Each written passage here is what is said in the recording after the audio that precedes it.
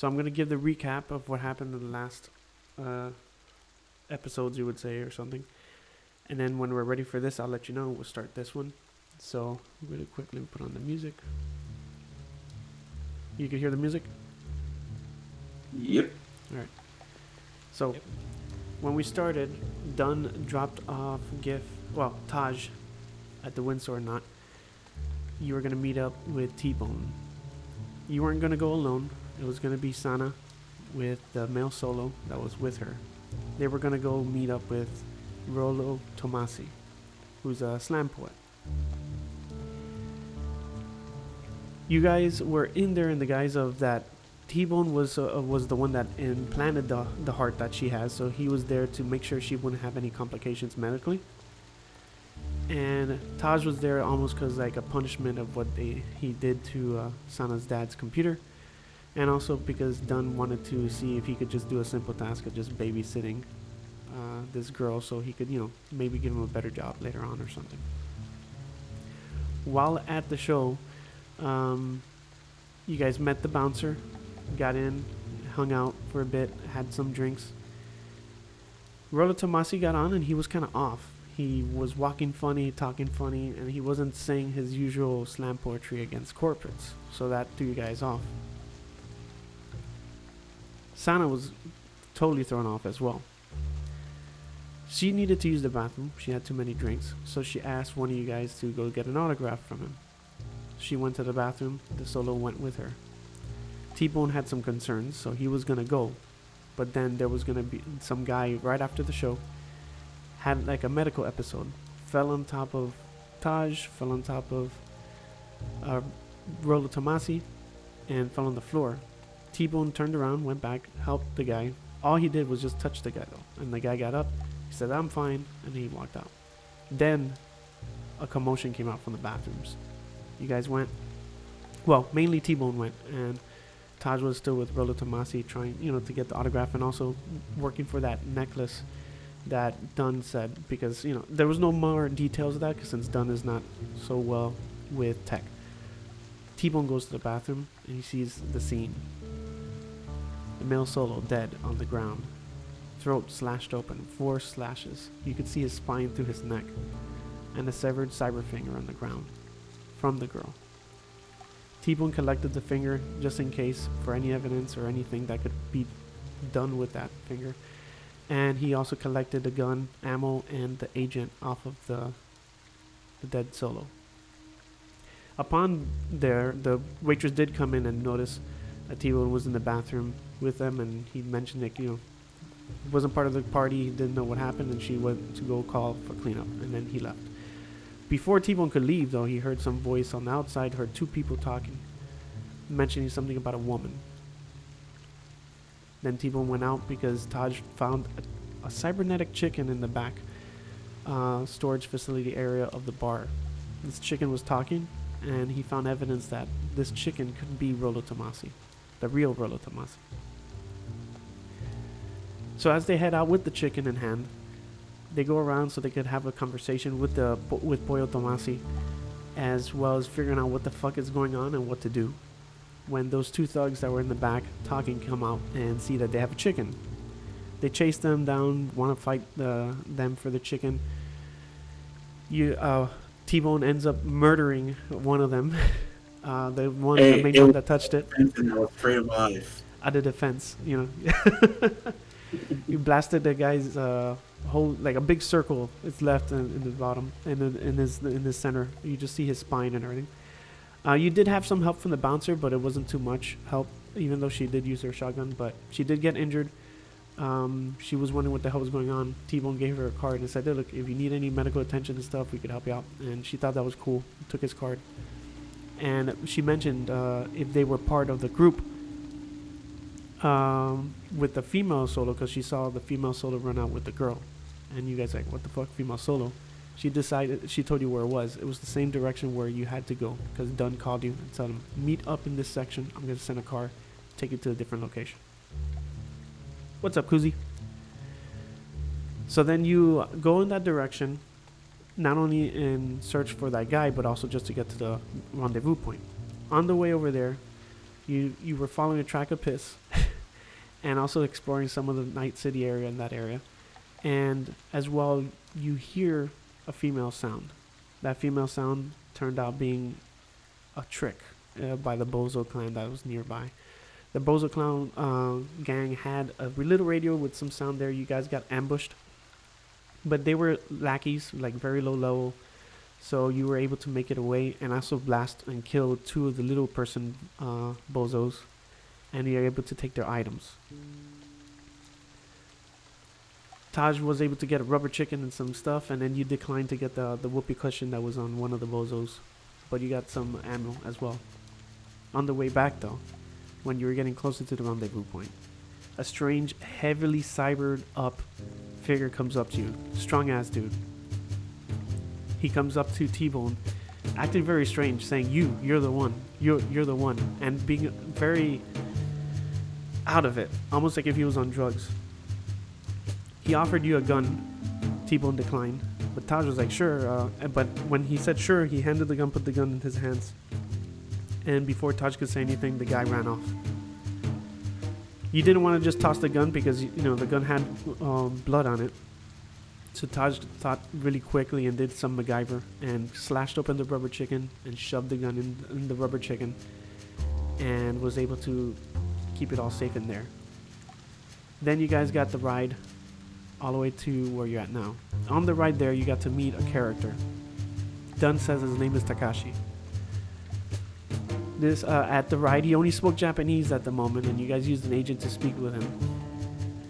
Tbone had some whiskey, and you really didn't get any information from this guy. Only that where you're at, you don't know where you're at, and that the person here is going to give you some more information on what you're doing. When you got there, the guy left. You got a call from Dunn, and Dunn gave you information that the guy you spoke to speaks multiple languages, actually. And he used to be Dunn's driver, but now they work together, almost like co-workers, And that you were going to get some information from the girl that's here, and supposedly Dunn said it was Takashi's daughter. In the meantime, while you were still having a conversation with Dunn, the phone rang. You switched up the call and started speaking with a female character over the phone.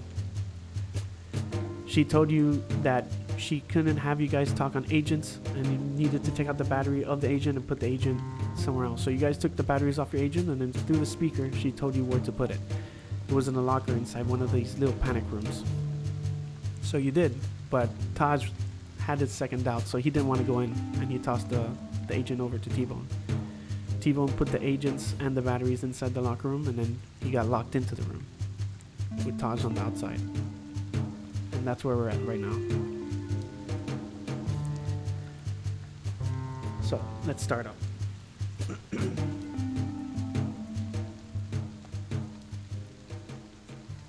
Well, this is just fine. And Taj, you could hear him through the door.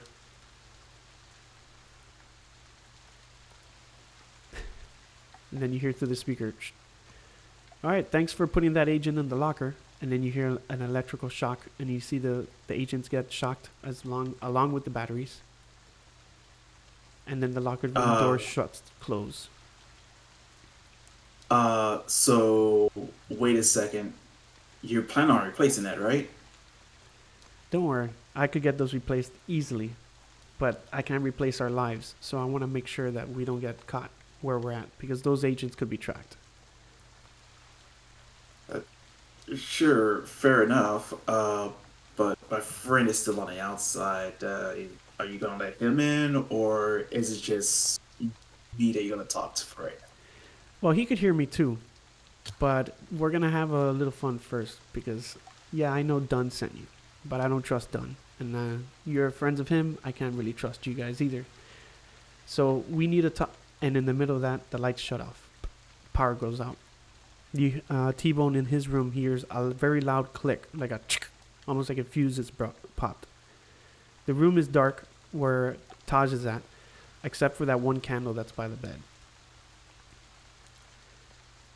And then an emergency red light turns on in your area, Tbone. Oh, Well, appreciate the red light, but I'm not a night walker, so do you think you could change up the light? You This hear isn't no, a red light special. you don't hear anything because the power's out completely.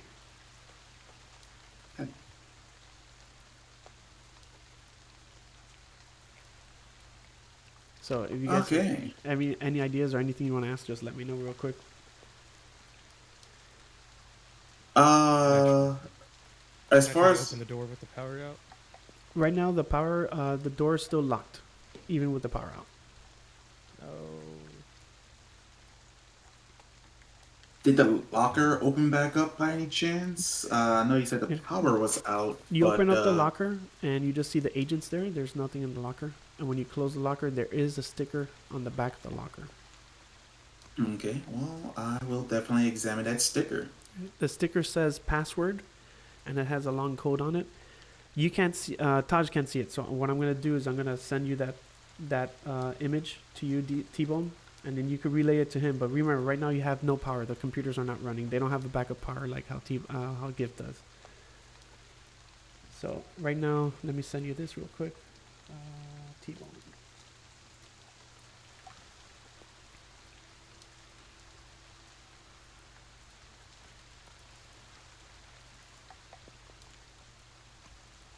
All right, there. I sent you the little sticker that you see on it.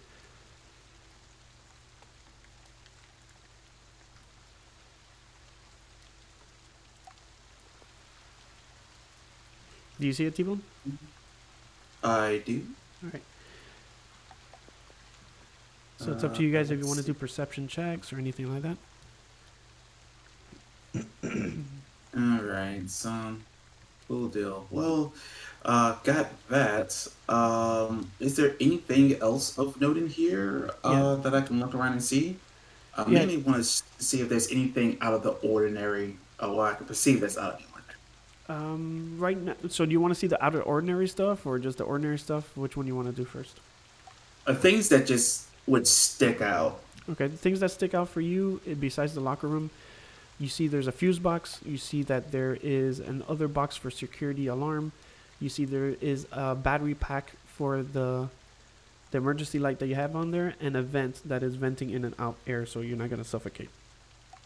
Okay. Um. Well, let's take a look at the fuse box. All right. So you open up the fuse box, and in this fuse box, you see there is, it looks like it was like 3 squares to the left and down. So it's nine squares in total. Think of like a 9 square box, right? 3 by 3. Yeah. Now in that square box, you notice it says fuses, and there is fuses almost set like almost in the hashtag form. But each thing Gotcha. is its own fuse. So if let's see how's the best way I could do this, because I had an image but I erased it by mistake. So give me 1 second here. I have the images. All right, if you cool. need me to send them back. Yeah, go ahead and send that to T-Bone. Okay. So what you see now is you have fuses that are in an almost like a hashtags form. So you have 2 facing up, then there's a square, 2 on the left, 2 on the right, and 2 facing down. Once you get the image, it'll be a lot easier to explain. Okay. I'll show the image here if I could get it on the stream as well. Now, Taj can't really see that image even though he already sees it. But you could explain him that image.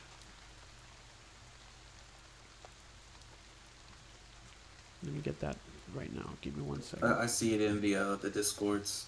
All right, cool.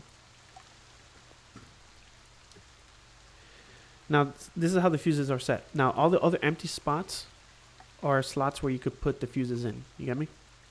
Okay. Now, on the instructions, it says on power outage, all fuses will be set. Only 3 fuses could be moved at a time. If not, there will be short circuit. And then that's how the other picture that you see, that's how the images of the fuses would look like.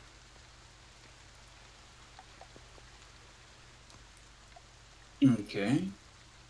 So what you have to do on the bottom as well in the instructions of the fuse box, it says for connection to work, there has to be 3 solid squares for the electricity to move. So you could only move 3 of the fuses at a time to make 3 solid squares from the what you have at the moment. Okay. I think I got this. So we're gonna now give it up. We're gonna give it over to Taj now, and then Taj, go ahead. As you figure that out. Yeah, I'm thinking maybe I'm gonna do a perception, Okay. and then possibly a that's poo-poo perception. What else could I do? I could do Try conceal reveal. Yeah, I was gonna say conceal or electronics. Yeah, whichever one you want, and then you get the results from that one. Okay. What the heck is? Where's conceal reveal? I'm blind. Conceal reveal should be on the awareness skill area on the upper left hand corner. Oh yeah, it's hidden. Oh shit. Fuck. It's very.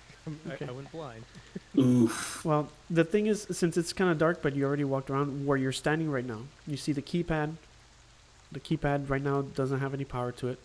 You see the fan, but that fan doesn't go anywhere, and the blades are too tight for anyone to walk in and out of. Yeah. The same propane tank that you use to click on a trash can. On top of that little shelf that you have, there's a chocolate box, there's a cardboard box, and then around here you see boxes. You see a poster, like one of those posters that are like what is it? The motivational posters. Oh yeah, they're hanging there, kitty. It says "Great job, you did this," and then there's also pictures of Beatles albums, Samurai albums, glow sticks, and things like that. Now, for conceal reveal, you didn't reveal anything new. Can I look behind that poster on the wall? The motivational poster? Yeah, sure. You lift up the poster, and it's just a plain wall. Plain wall? Okay. Yeah, and you have a candle, too, that's shining up. That little candle that's right there by the bed. That should be the only light shining right now. And also all that's out of order. Yeah, and remember, you could be working with Tbone as well. You could talk to him and tell him what he's seeing or what he does. So, Tbone, there's not a whole lot out here. It's pretty Yeah. dark. I only got this one little candle. You only got the one candle? One candle.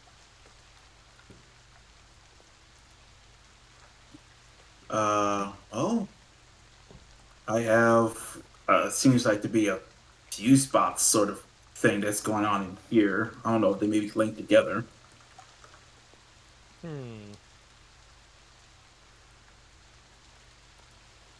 It's hard to say.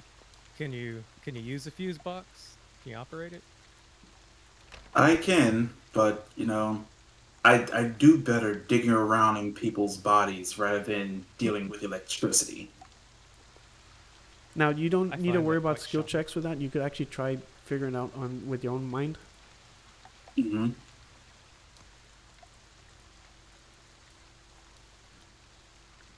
So, let's see here. My brain is being fried right now because my character is trying to figure this out, but it's like this doesn't exactly make sense to him. So out of character, Well, remember, it you helps if you draw it and Yeah. then you work it out that way. I've always found that helps. Yeah, and Tbone, remember, you do know about cyber tech and stuff, so this is kind of around your realm for the character, because they do work with electronics as well as body parts and everything. Don't think too much of a combat medic in the old sense. In Cyberpunk, combat medics here, like medtechs, are pretty much fighters, like solos. They also are techs in the sense that they know a lot about electronics, because they need to, because of the cyberware that people wear, as well as body and flesh stuff. So this is around your realm as well. Yes. Get stuff so I can And, cash it out. I'm trying to do this mentally and it's just not working. Alright. So while you're doing that, I'm finding the thing that I had that you could use and manipulate with. But right now it's not popping up. So give me 1 second. You guys could keep on talking and trying figuring out the puzzle together as I get this last one here.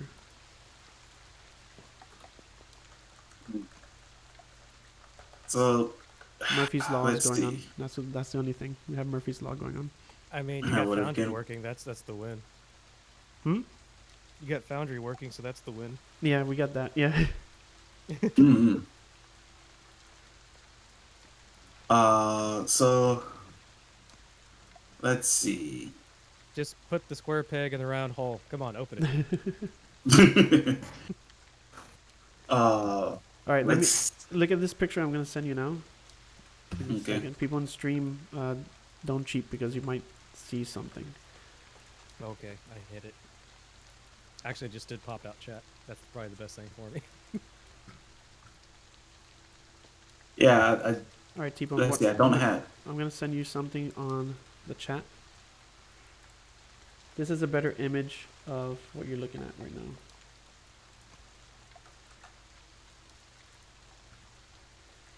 Think of it that way, that you had those 3 fuses, right?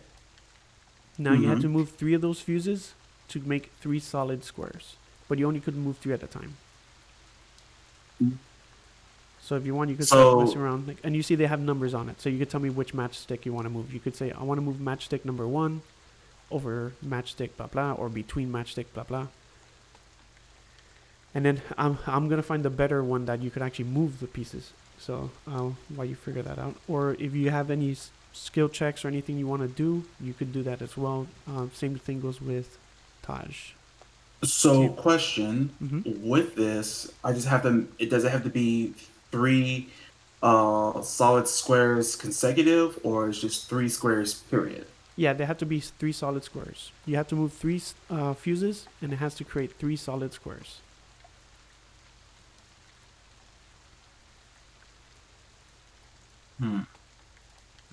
Why don't you roll like an education check?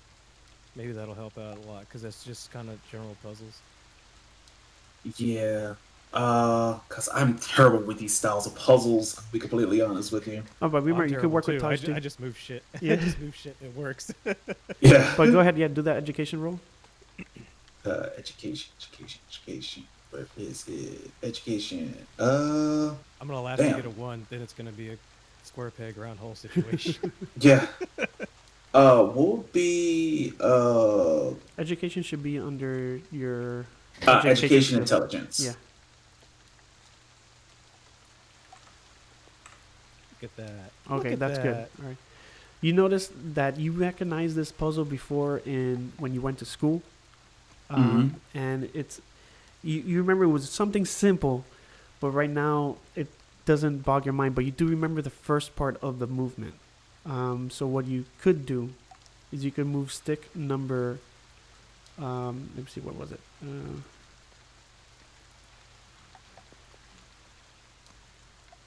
Okay. How the hell can I do this in a better sense?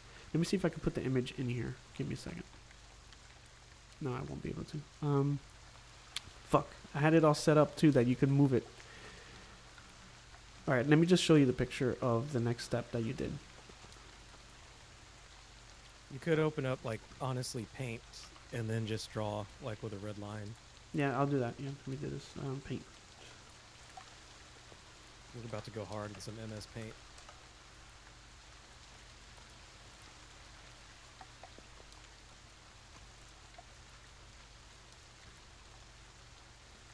Let me see if you could see the screen on the chat. Let me see, where is window capture? Oh, here, got it. Tbone, if it brings you any solace with you being in there, I'm stuck out here without power and I can't listen to my music. Alright, Tbone, you can see the stream right now? I can pull the stream. Yep, I got it up. And don't worry, hopefully when I figure this out, you can hack all the speakers you want. And don't worry, when you guys start looking visibly frustrated, I'll help you out. Don't worry, I'm not gonna make it boring. I want this just to be fun, but at the same time not to be easy. All right, you can see the screen, right? Yes. Okay, let me make this a little bit bigger for you so you can see it. All right. So you have, sorry for my hand. The fuses are like this, right? And you notice the first thing you could do is you can move stick number 5, fuse number 5, and move it over here. So then it will look like this. This is something that you remember from when you were in school. So now you have one of the solid squares. Ah, okay. Well, I figured it out then. All right, then what do you want to do? If you want, you can tell me right now. We'll do this like this one. Okay, so let me pull up 2. that picture again. Because I'm sitting here thinking it was one of those things where it's like, oh, it has, I can't do it on the outsides. So yeah, we're Yeah, going you to can move around there. follow. All this empty Okay. area that you have, you could put the fuses on, because it's like Okay. it's a whole box. Gotcha. So we're going to take, follow suit with the 5 that you had done and put it over there by the 911. Okay.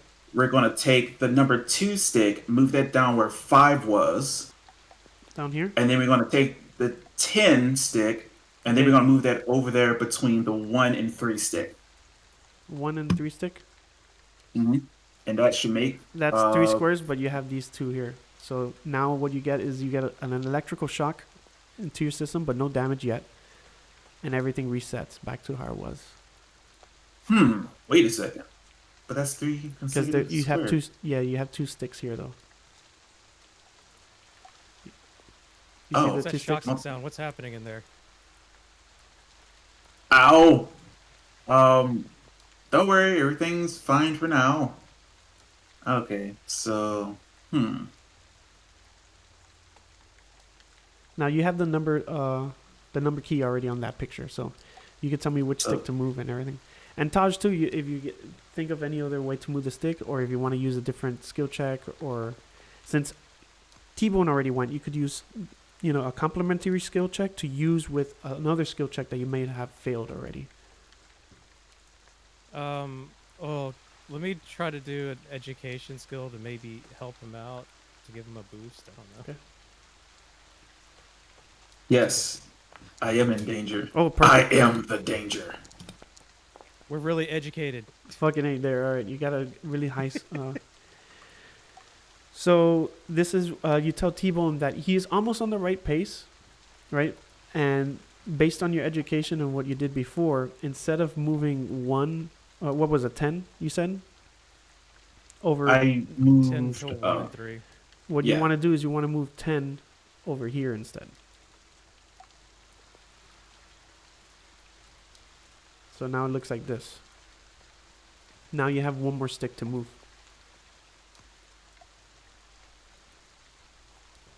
You looking at the stream?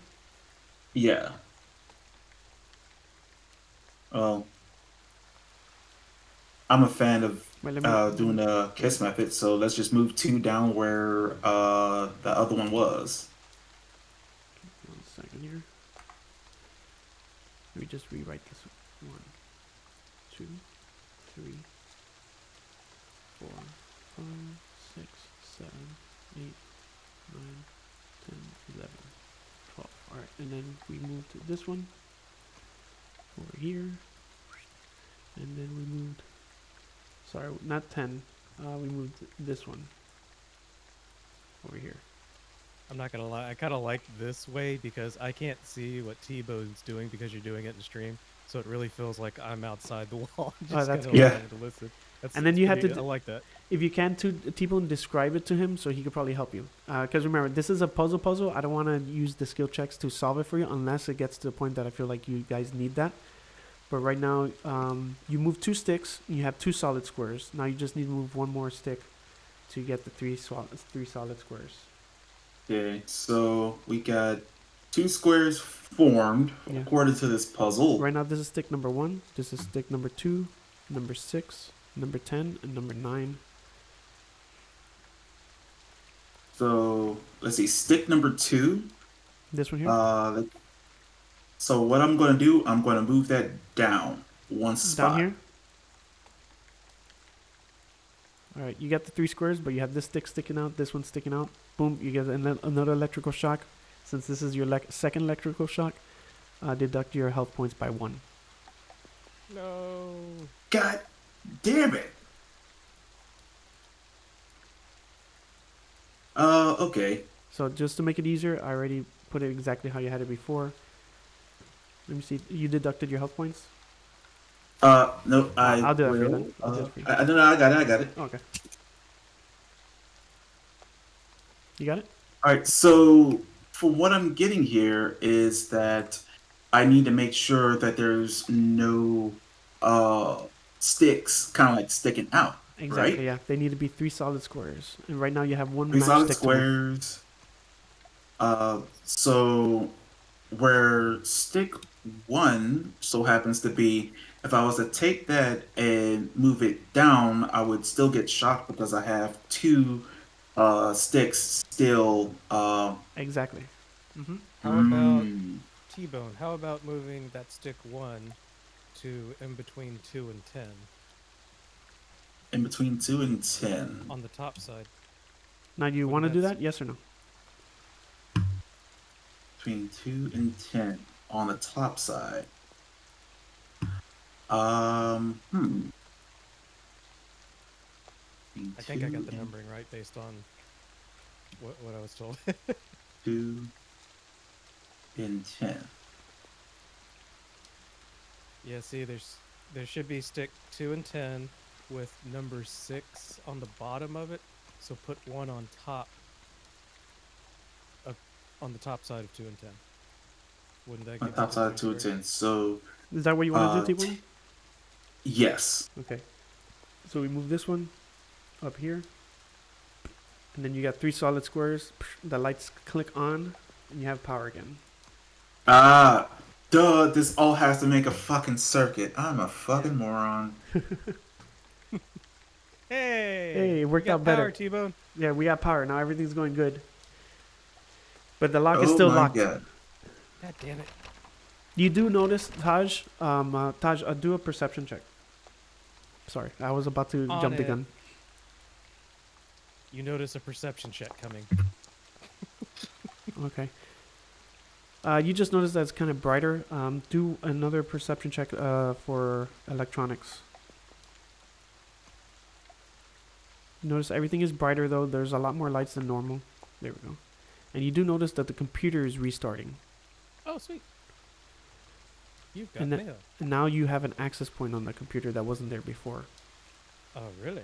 And then the speakers Okay. turn on. Hello? Hello? Can you hear me? What the? Are you guys there still? Sorry, it looks like the power went out because of the storm. I don't know why I'm apologizing, you guys. Look. So, like I was saying, I need to make sure that I could trust you guys. So, I'm going to put you guys through a puzzle. already did Hold a on. puzzle. Before you go on with the puzzle thing, I just fixed your electricity. Isn't that good enough? No, I don't see why that creates trust. I could just get an electrician come in and set up my stuff. And what am I supposed to just tell them all my secrets after that? Well, see, the whole thing is that yeah, you could have, but that would have cost you money. I saved you some money. I got plenty of money. I'm not worried about money. What I'm worried is about our lives. I'm worried about my life. I'm worried about my family's life. I'm worried about the life of everyone in my town. Okay, fine. I guess you're gonna be stubborn like that. Fine, proceed. Okay. So there is a puzzle in here. That puzzle is going to help you get the password to my computer. Then the computer is going to be the next puzzle that if hopefully your netrunner is as strong as he says he is, and what I heard I from do Dunn, computer good. then you'll be able to unlock that and deal with what's, in my computer. Then we could talk.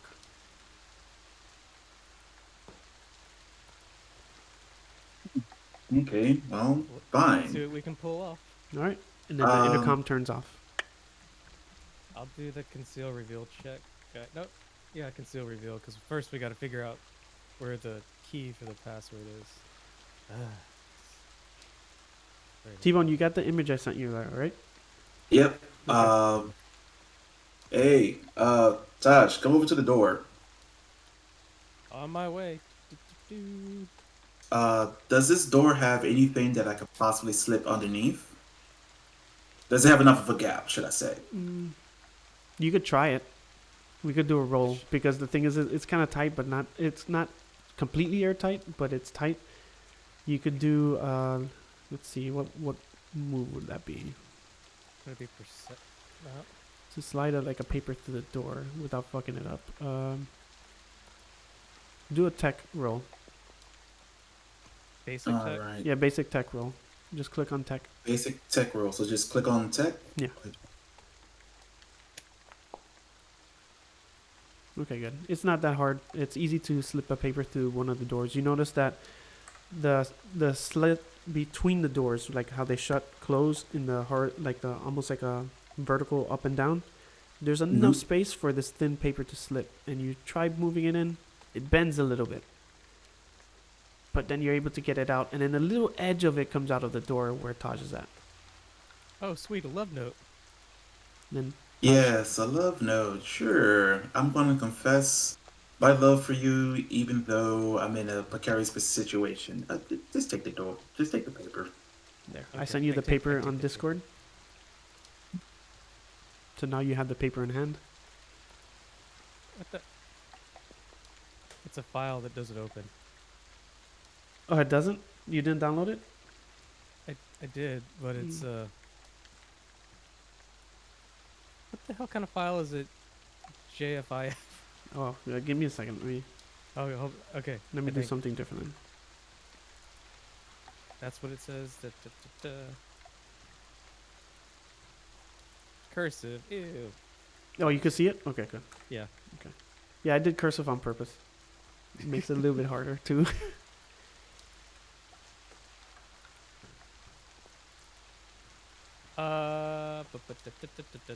Let's see. Okay, so take a look at it. Let me do a cryptography roll. All right, cool. To see if there's a pattern.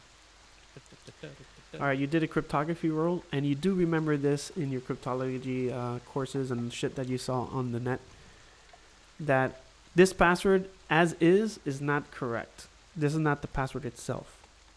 This is something close to a Caesar coding, which works with patterns of 4x4s, 5x5s, 6x6s. If you set the letters up in those forms, you notice that there might be a hidden message. Okay.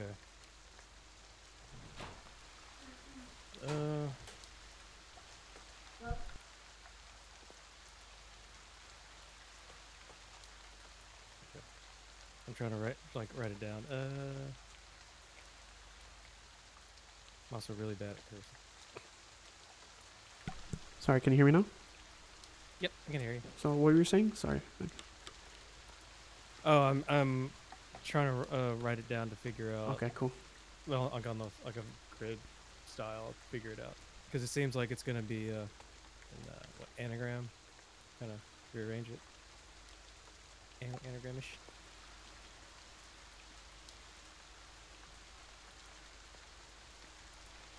And Tbone, you could help him out too, or you could, since you're just sitting in the room. Remember, you have you had the paper, but let's say you don't have the paper anymore, so it would be hard for you. But you do have pen and paper and stuff in your medtech bag, so you could tell him and he could write it down. Yeah. Hey, so it's just to make sure it's a cryptography thing, and you say it was grouped in like 4x4 or 5x5 or something like that. Yeah. Yes.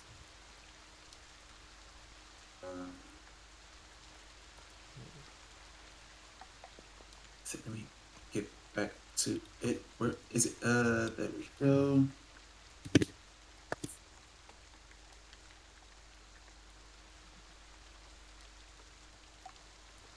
Damn, I don't remember how some of these letters go in cursive. Shit.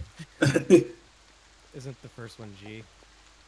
Yeah, the first one's G. Or if you want with The your third one is cryptography, I could read the letters for you since you got it. Is that G?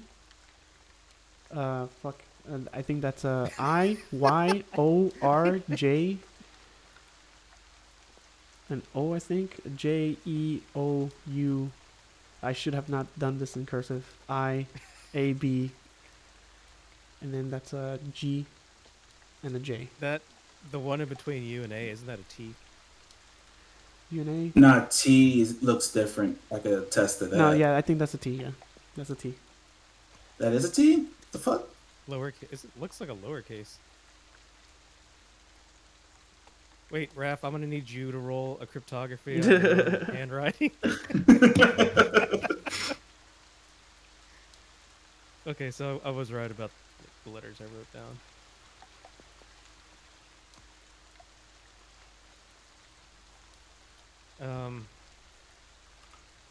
Okay, this is gonna be interesting. So we got G2. So,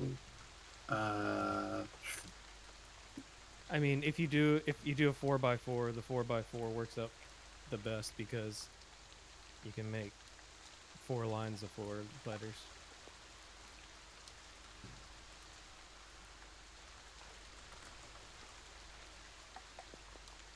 okay.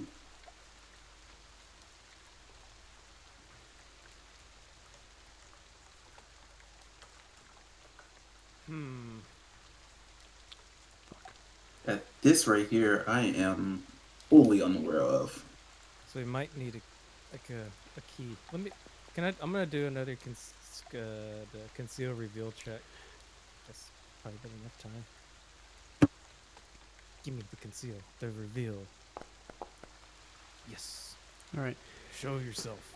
In the conceal reveal, you do notice there was some things that looked different. Like the chocolate box has some dust that looked like it wasn't around it, that it moved. The Beatles albums also looked like it's cleaner and less dustier than other things.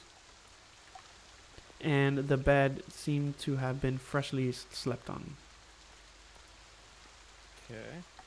Um, Let's take out one of those albums. And if I open it up, is there anything inside other than a disc or? No, yeah, just a disc of the Beatles.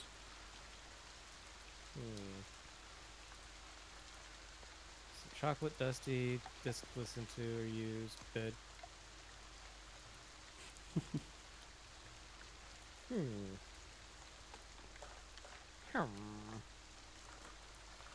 Play the song. I'd have to hack the computer for that.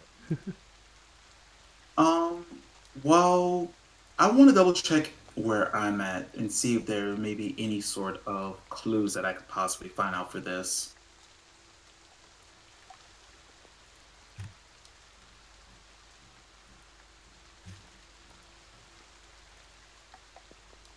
Do I like what? Oh, wait.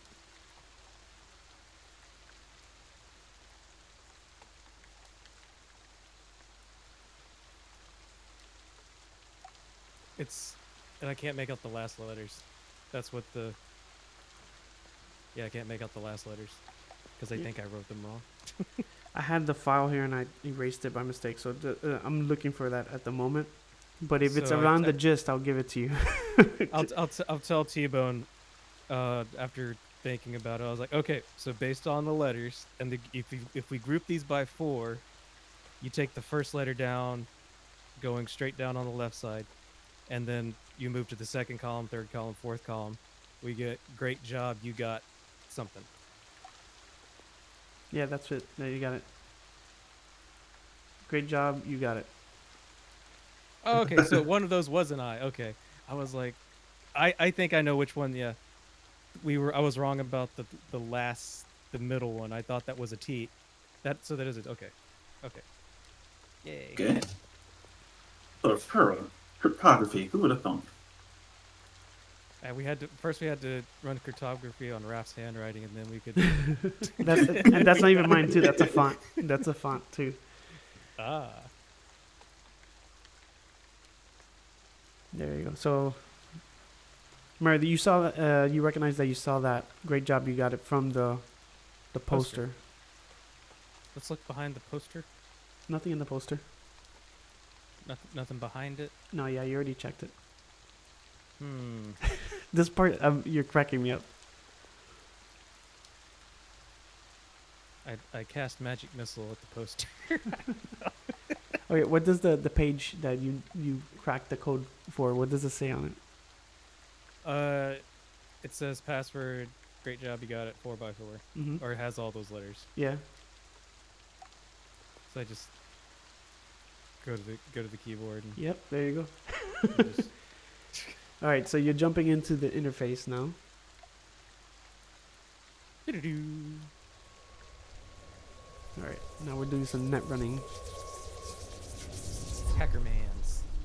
All right. So you're at the interface. First thing you see is a password. I'll enter the password off the code. Right. So you enter the password. Accessing mainframe. All right. Boom. You got the password. It worked.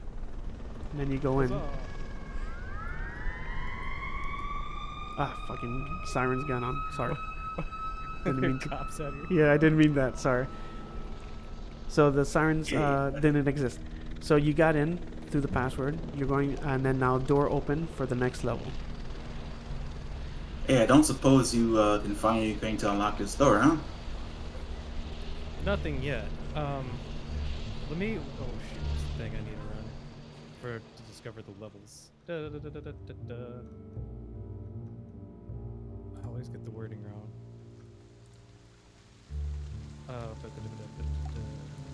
Now remember, you are wearing virtual reality Pathfinder. goggles, and you're on the computer, so you could still see what's around you as well as see what's in front of you. Oh, could I? After he asked that, I guess I should run Pathfinder to see how many levels of this. You notice right now with Pathfinder, you have to roll the dice, and then we could see. Oh yeah.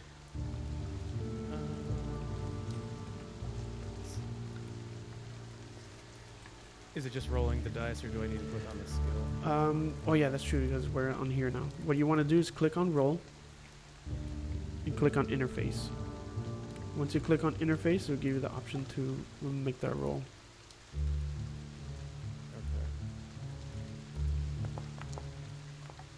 Oh shit. Okay. -3. So unfortunately it failed, and you won't be able to see what's next on the floors. I'm always blind. That's my lot in life to suffer. So it's up to you if you want to go to the next floor blind. I mean,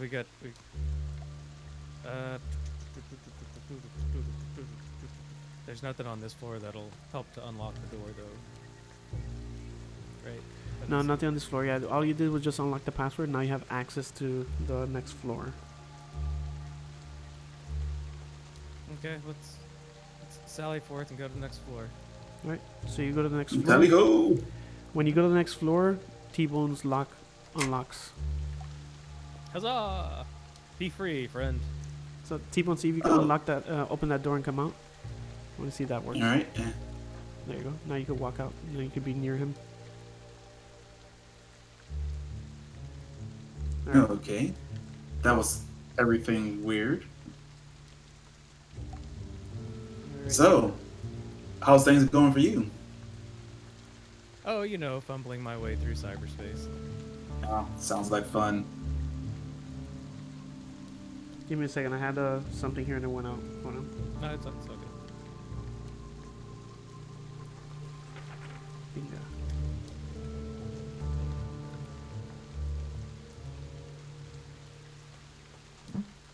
It's a wisp, isn't it?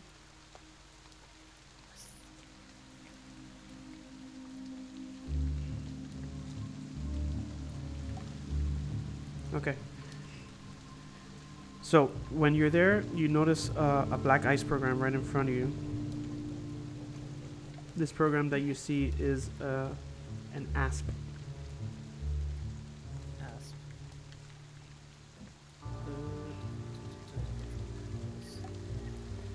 Now here we're gonna do all the rolls on here, and I'll deduct damage and everything on my side. Okay. See. Let me look at my character sheet.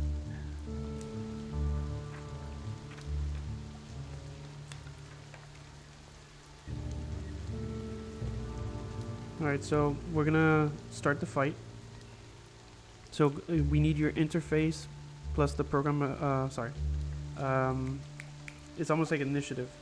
So I forgot how does this work again. My brain just farted. Like No, that's good. let's see. So if you encounter black ice laying in wait, you roll your interface plus any speed bonus you have active plus a d10 versus the black ice's speed plus d10. Okay, perfect. All right. So go ahead, roll yours first. Interface. Perfect.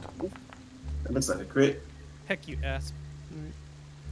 And then I'm gonna embarrass myself first. And then what I have to roll for the speed on his again? Because right now my mind's. It's the ice's speed plus d10. Let me get your ass speed. Ass speed is 6. Heck off, ass. 4 plus 6. Yeah, you beat it. So you go first. All right, I get a lot of turns. Because net runny boy. I'll say, aha, on guard. use sword. Use sword. All right. Go ahead. Make sure how to do that. Sword is 1 attack. So it does 3d6 res to a black ice program. If you hit. And how do I roll it? So it's your interface program attack plus 1d10.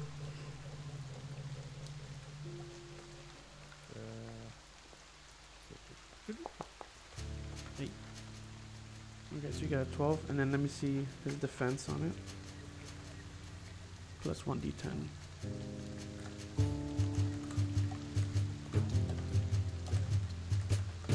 His defense is 2. Heck off, ass. Alright, so you got hit. How much is the damage for sword? It's just 1. Only 3d6. So run. 3d6. Let me roll the 3d6 for you. Please. I'm gonna embarrass myself. Bang, shang. 13. That's a pretty good roll. Alright, the asp is still alive, but you see some glitches happen when you use your sword attack. Glitches on him or on my sword? On the asp. Okay. That's like, aha, had enough. I will run. It's so many things. I have. I guess I could run. Armor? Armor? I think armor would just give you defense. Yeah.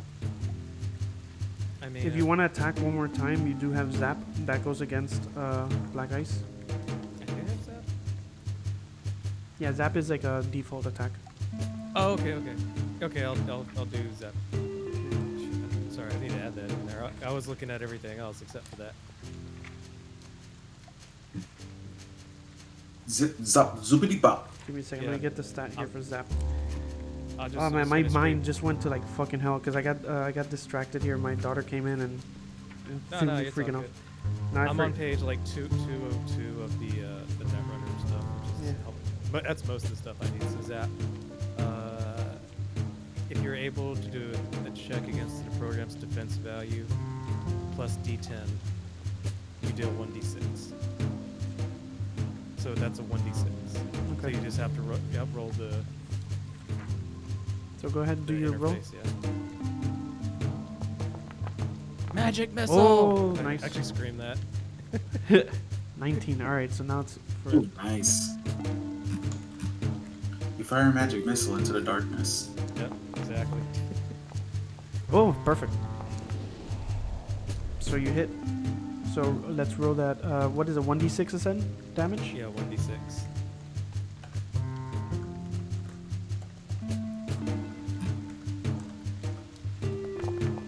Zip, zap, zoopity bop. When you do that, the zap goes. It comes out like a little zap gun, right? And then when it hits, the freaking asp starts twitching, glitching, and just disappears and shatters. Now it's Tbone's turn because you already did all your actions. Tbone, do you want to do anything What are you doing? That is what he's doing. What Taj is doing is outside my wheelhouse. I'm just gonna inspect the apartment to see, because well, this person is very cryptic and secretive. And remember, Taj, Uh, you have your virtual reality goggles on, but you can still Mhm. see the real world. So if you noticed anything that you want to share to Tbone that you haven't shared to help him with the search, that would help him out too. Tbone, looks like somebody was over there on the. It just slept in the bed, and somebody's been messing around in those CDs or discs. I don't know what yeah. okay, well, since you told me that, I will inspect those in greater detail. All right, so Does this look like a ghost? Oh, sorry. you could tell that that Taj has been messing around with some of these albums here because they look freshly moved. The Beatles albums are still open and on the ground with some books, and some Samurai albums are open. From here, you could run a Okay. perception check on your own. Yeah, I'll do such as that. Perception. Where is that freaking thing? Person. It's That's top left in persuasion. awareness. Yeah. Say again. It should the be awareness. on the left side under awareness. Yeah, the top Left side under awareness. Yep. Conceal, reveal. Oh, wait, you said perception. So, huzzah. Ah, fuck. He's also blind. The electrical shock kind of threw you off. You're still kind of like getting your wits about you, but because of that, you right now you don't notice too much of anything being any importance or anything to you. Right now, you're just looking at a bunch of junk. Okay, well, is there a vinyl record player in here by any chance? Actually, no, there isn't. Fuck, though. We have CDs and shit. Fuck. I was hoping to play some music. Play some music. I got you covered. No. Interface. Interface time. Interface time. Critical. Oh shit! With that, we'll save that for your turn, and we could turn on your song Yeah. since you critted. So any check you want to do, or do you want to just end your turn, Tbone? I'm just gonna end my turn. I'm just gonna go over to the bed and just sit on it. It's like, yeah. I'm gonna rest a moment. So you move on to the bed, and then we go to Yep. Taj. Now you're back into the net. Not the net, but you're inside this architecture, this net architecture. Right now, I'm looking for that song of yours, so no worries. Yeah. Give me I one should second. get 3 net actions. So Based on my yeah, now interface. you have a brand new 3 net actions. Remember, your sword, your pathfinder, all that has refreshed. You do have a door that's coming up, but you don't know what's Okay. behind it. I'll roll it. Well, one of the net action has to be for the music, and I'll roll. Oh, you already rolled Pathfinder, a which- you already rolled a crit before, so that will count that as one of it.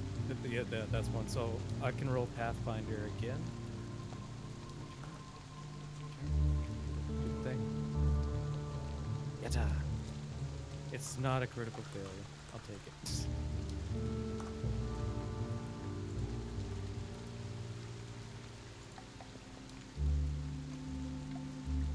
All right, give me 1 second because I can't see the screen right now.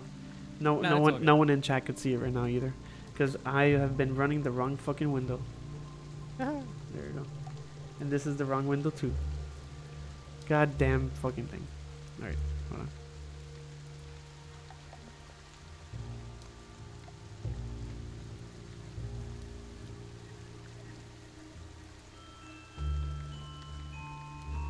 Okay, we're having technical issues now. The thing is looking at the wrong screen. Hold on. You can hear the music though, right? I can hear the stuff playing your audio board. Oh, that's true. Because the Discord is only listening to my audio board. That's fine. But right now the music's playing. Yeah. Unfortunately, I don't is this hear better? it. Let's see, hold on. Hold.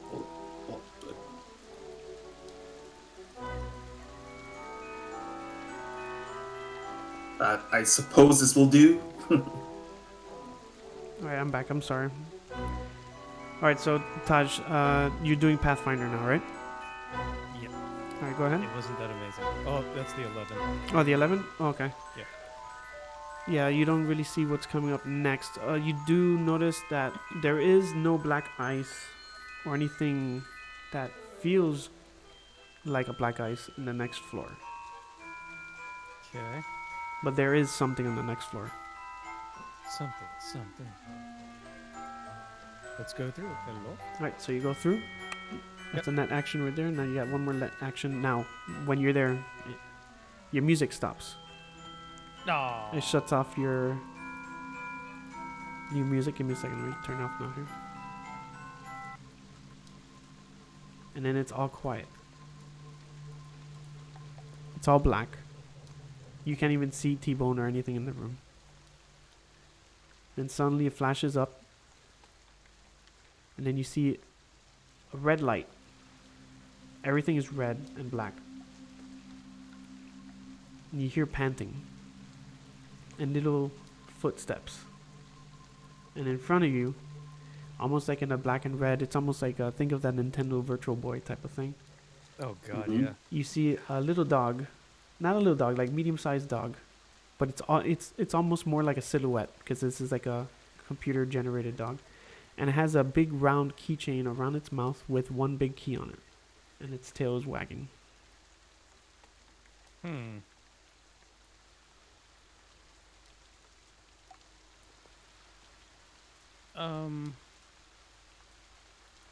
See, it's like I want to.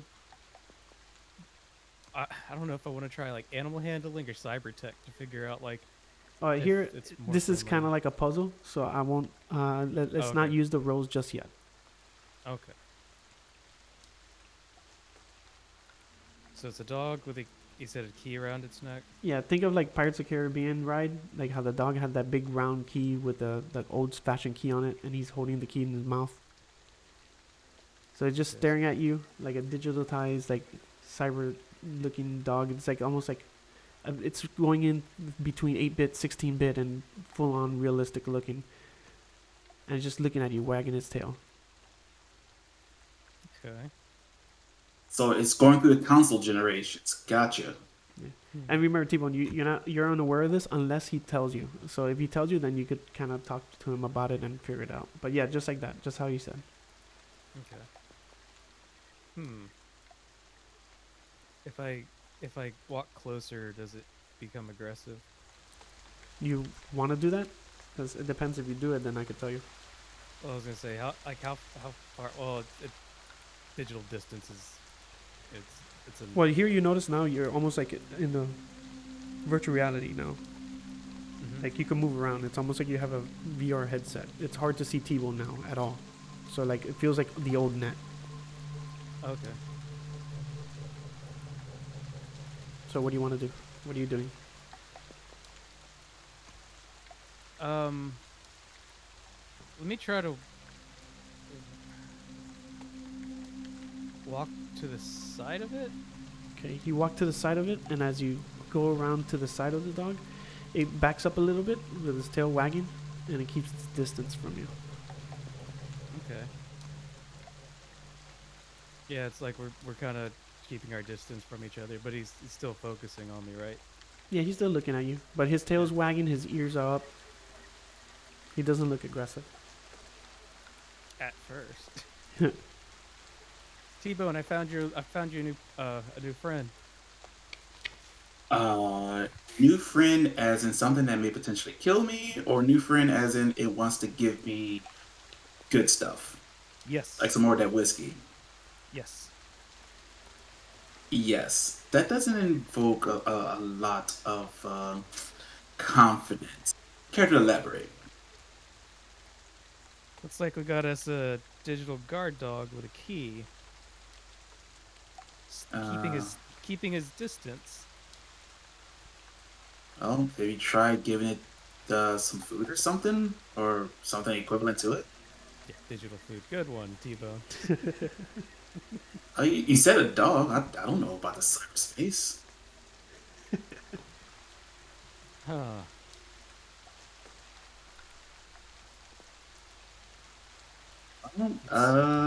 Its ears perked up, its tail wagging, like, it's just staring at you. What is it doing? It's staring at me, ears are up, tail wagging. It doesn't seem aggressive, but it seems like it's holding a key. I'm sure you're gonna want that key. Out of character, this is reminding me of that scene in Ghostbusters. He's like, I see a ghost here. He's like, how does it look? It's green. It's eating a bunch of food. Oh yeah, Slimer. Yeah. But yeah, continue. Um, oh, have you found anything about this particular thing? Like anything like a hint about it? It's a black and red dog or red. Is the you said The the dog colors is black and red? it's glitching out from like 8-bit, 16-bit to realistic, and it tends to be switching between breeds, but it sticks to the breed that you like the most. That you're noticing Okay. that. Since you're hooked up neurologic, to the neurosystems and stuff, it kind of figures out what type of breed you like. So it seems to be doing that, but then it pops out. Mm. It looks like it's an everything dog, Tebow. Looks like yeah, that's out of my wheelhouse there. Now the dog wagged his tail and walks a little bit closer to you. Okay. I mean, What are you doing?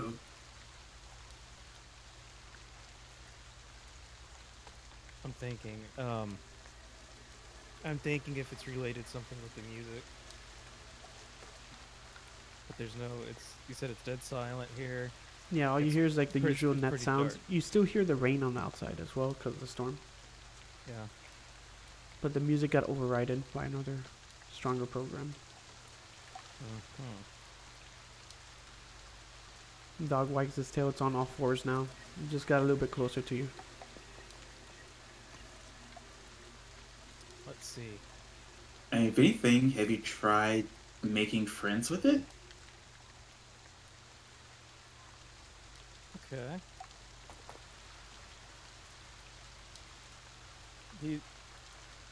And he said the dog has a collar or seemed to have a collar or No does collar. the collar kind of no collar.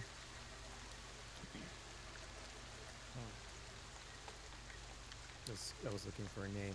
Maybe the dog has a name besides program. I was asked the dog what she got there. He looks at you, just waves his tail and puts the keys on the ground.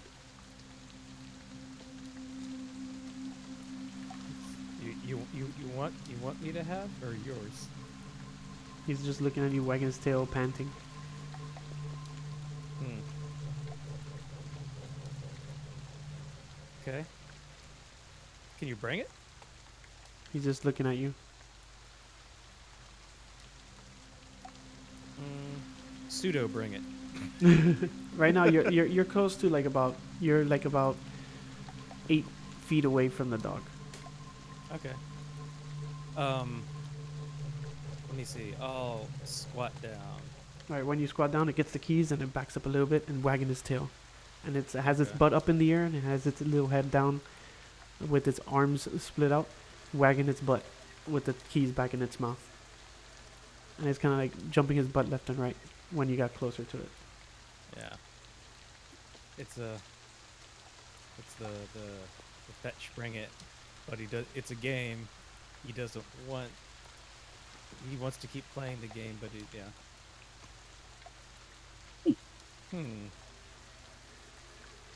Do you have a ball by any chance? Can you like Conjure up. make a cyber ball and get it and throw it or something? That's how dogs usually work, right? I mean, if I tried to do it, well, I'd have to do the roll anyways for an interface to see if I can. Yeah, to conjure up a ball would be kind of like making a virus, so Yeah. we're gonna have to roll that and figure out how that would work.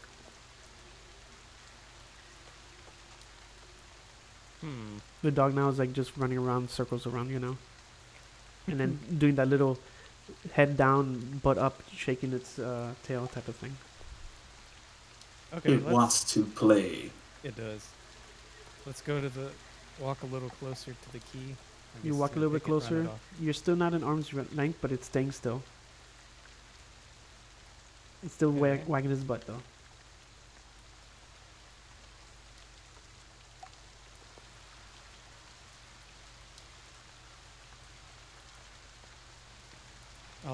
I'll ask it again. Bring it.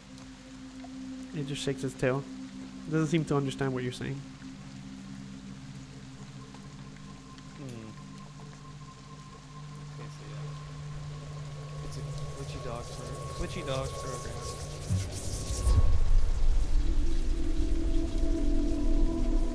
Glitchy dog program? Now, if you want, you could roll your animal handling.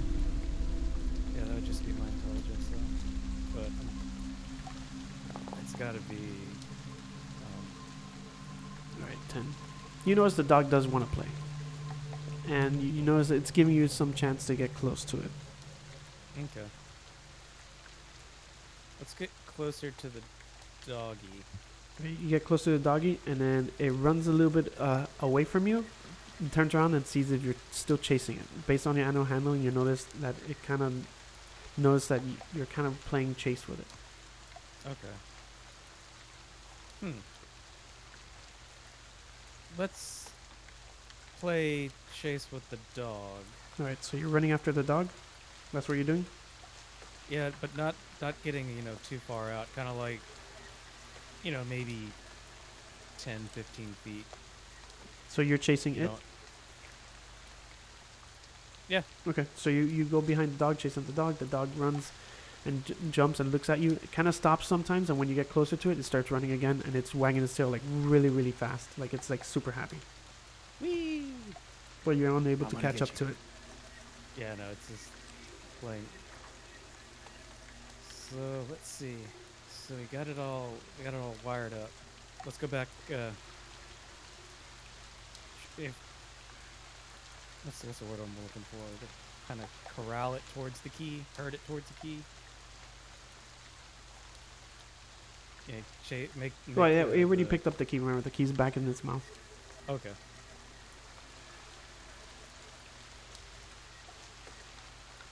Okay, so I'll crouch again and just hold out my hand. It looks at you suspiciously, still wagging its tail, and it inches closer to you. It's almost at arm's reach right now. That's That's fine. I'll see if it keeps on getting closer. All right, it gets closer, and then you could kind of pet it now. It's in petting distance. Okay. Boop the snoot. Boop Or the- yeah, repeat. like Boop the snoot. So what are you doing? Go ahead. I'll try to pet it as long as it doesn't show any aggressiveness. Right. It's like hair raised. As you go to pet it, it jumps back and wags its tail, and it starts running around you again. Uh-huh. And it looks like it wants to get chased. Of course it does.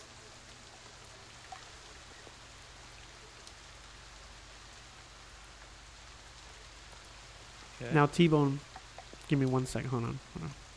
Let me make sure of this first. Hold on.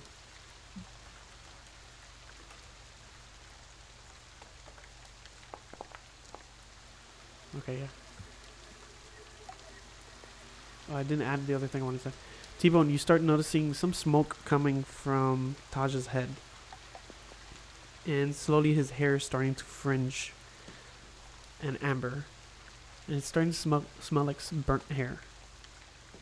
Hey, whoa. Taj, you're smoking. Ah.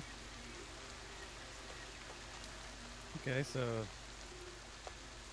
I looked to see if there's maybe any sort of fire extinguisher by any chance. No fire extinguisher, but you do have a med kit bag, so you have a few things there. But he's not on fire just yet. He's just smoking now. Okay. I'm gonna move just like a little bit closer, just to be on the safe side. Now, Taj, roll a let me see what the skill check I was gonna tell you. Roll an electronics check, Taj.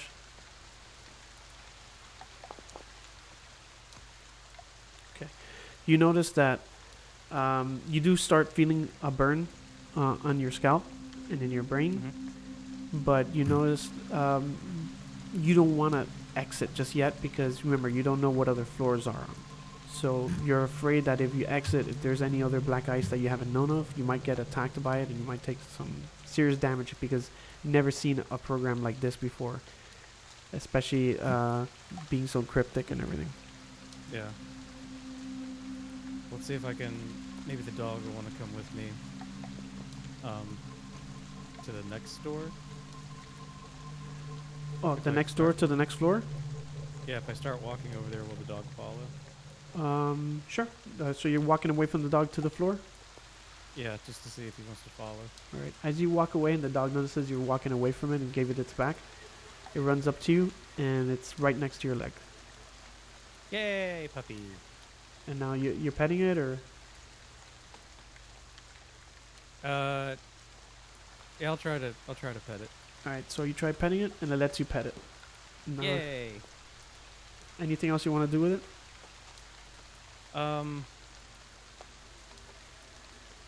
I'll see if he wants to give me the key or if it's more of like a tug of war game to him. All right. So you go for the key, and really quick, do a brawling check. Just click on brawling. Yeah, I'm trying to. Haha!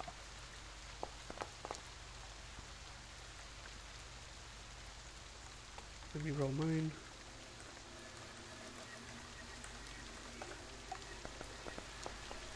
Okay. Alright, you're able to get the key away from the dog's mouth, and the dog licks your hand. It's all happy. Now you have access Yay, to the good key. boy. Accessing files. Dun, dun, dun, dun, dun. Alright, now the door opened, and now you could access the next floor unless you want to run Pathfinder. Yeah, I'll do Pathfinder. Alright, I'm go ahead. scaredy cat.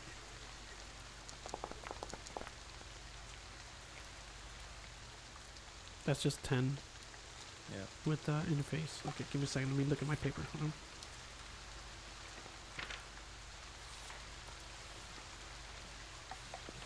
Alright, perfect. Alright. So you do notice there is one more floor after this. And it has a control node. Perfect. Let's keep going as long as the Alright, I don't catch on fire. so you go to the next floor. Accessing mainframe. Alright, now you're there. Now with this control node, let's see. We're gonna pass on to Tbone. Tbone, what are you doing right now? Right now, since I saw that Taj is smoke from being in cyberspace, I want to see if I can check his vitals right now, because that's pretty alarming. Check, what do you want? What was it that you wanted to check? I couldn't hear you, I'm sorry. I wanted to check his vitals, like, His vitals? Okay. you know, if any sort of injuries, anything happened, because smoking is not normal unless you get lit on fire. Do, run a paramedics check.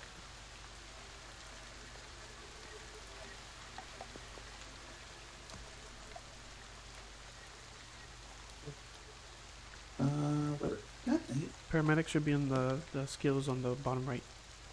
Bottom Yeah, right. under technique skills. Ah, gotcha. There we go. Alright, perfect. You notice that the smoke and the... You've seen this before. It's whenever certain attacks or certain overstimulation on someone's internal plugs while on the net could cause brain frying and things like that. So you notice it's minor because there hasn't been any actual flame, but you are Mhm. concerned. Now, when you did the skill check, you notice he's not hurt. His vitals are fine. and there's no permanent damage to his skin. He just his hat got fringed a little bit, and his hair is just a little burned. Okay, that's good to know. Because, well, I know I'm not good at any of this. I can take care of the meat side of things, but yeah, the other side, not so much. All right, now back to Taj. You have the control node. And before that, it's like, hey, gosh, whatever it is that you're doing, let's try to wrap it up pretty quick. You never know when something like that's gonna happen. I got you. Now, Taj, right here at this section where the control node's at, you're back to regular AR. So you could see Tbone and everything, as well as the architecture and everything that you're in now. So it's up to you what you want to do with this control node. What is this node control, I guess? You have to roll the DV to see if you beat it. And then you'll be able to figure that out. So interface again. Ka-chow. Oh, sorry, a control check, I think, right? Yeah, that's with the interface, yeah. Okay. So you got a 10. I'll give it to you. It's exactly the same number. All right, so in this control node, you notice cameras, lights, intercom, as well as hidden filing cabinet, it says. Ooh, interesting. Let's look at that hidden filing cabinet. Would that be... Another check, yeah. Interface again. All right, it clicked. You got in some sort of response from it, but it didn't budge yet. You won't So be able to Tbone- use that same check on it yet, but go ahead. Yeah. Sorry. Let's say Tbone. Looks like there's a hidden filing cabinet. Oh, really? Yes. Where is filing cabinet? Am I nearby, or where would it be? My abysmal dice rolling. I'll just say that's for both of us to figure out. I just see that it's in the system somewhere. Okay, well, since I have that information, I'm gonna scour the room and see what I can find. Look for the stuff that's been touched. So, what you want to do a certain check, T-Bone, or anything like that? What are you doing right now? Well, um, let's see. I suppose a concealed reveal. All right. When you do that try to find conceal, it. when you do that conceal Say reveal, again? when you do the conceal reveal, add a +2 to it, since he kind of gave you an idea that there might be a hidden cabinet. All right, so +2. So under mods, I add +2, correct? Yeah, the plus symbol and the number 2. 22. Nice. All right. Now, you notice by the chocolate box and the candle, there's something that stands out. But the thing that Okay. stands out the most, what it seems to be, is between that candle box and the bed. That candle box in the bed. Oh, how does it stand? Like something seems odd. Like it's like there's like a little edge off of it. Oh, And the chocolate box just seems to be looks like it was edited. Like it doesn't look like it's the packaging on it is the same packaging that it came with. It almost looks like bullshit packaging. well, let's examine the packaging. Okay. Yeah, let's examine the packaging. So let's see here. You're opening the packaging now? Yes. Okay.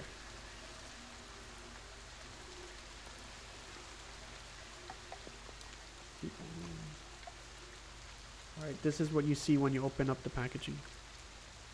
Do you want me to open up Discord. Yeah, I send it to your Discord. You?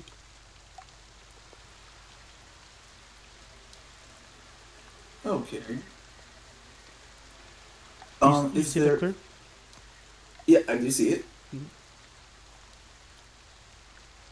All right. So this is all of the candies that are in there. Yeah. None of them are missing. No, all it, it's completely empty, and that's the only thing that you see is that image.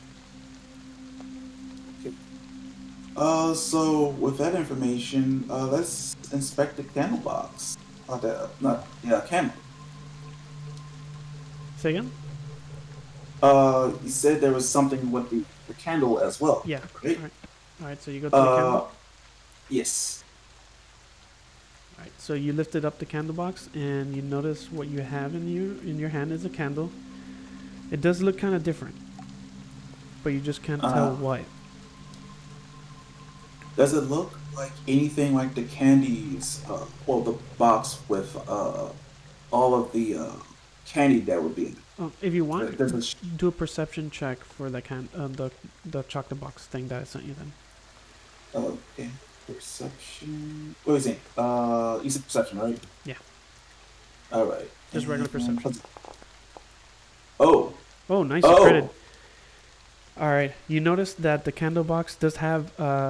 I mean, not the candle box. The chocolate box have bolded letters.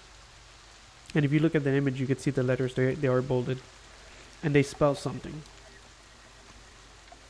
And what they spell. Ah. Hold on. So.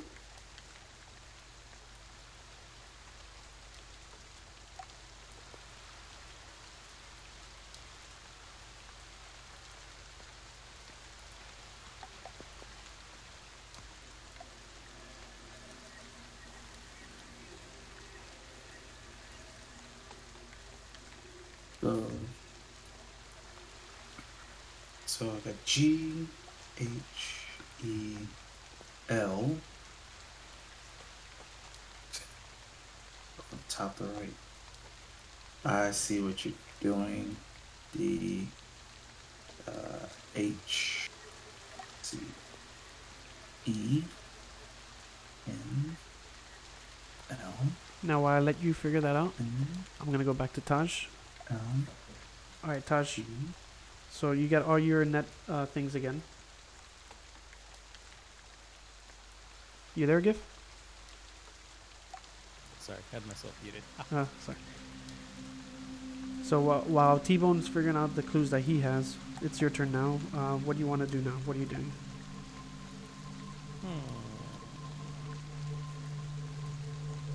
Remember, now you So could retry that thing because remember you did have your checks back.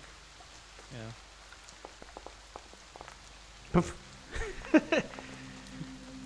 All right. So you're doing the secret filing cabinet, right? Correct. All right. You see the filing cabinet. You open it, and then it has two programs in it. Does say secret filing cabinet access, and it says candle switch.exe. And then you see another program on there for the filing cabinet that says open filing cabinet.exe. As also you see another program in the filing cabinet that says close.exe. Okay. Let me try the open exe. All right, you do the open exe, and then Tbone. You notice on this side, you can see my little dot, right? On this side of the map, you start noticing some rumbling where that trash can is, and then the whole wall opens up, and then you notice there's a filing cabinet in it. Open says me. Okay. Now, Taj, you want to do anything else with your turns? Let's try the candle exe. You did the candle switch.exe. Tbone, you notice the candle that you have in your hand, the switch clicked. And now you notice that the door that was there, it closed now. Hey, hey. Do that other thing that made you that made it open. The other thing that made it open. Okay. Run the candle switch exe. Okay, you run candle switch exe again. Tbone hears the candle switch thing click again, and then the door opens again.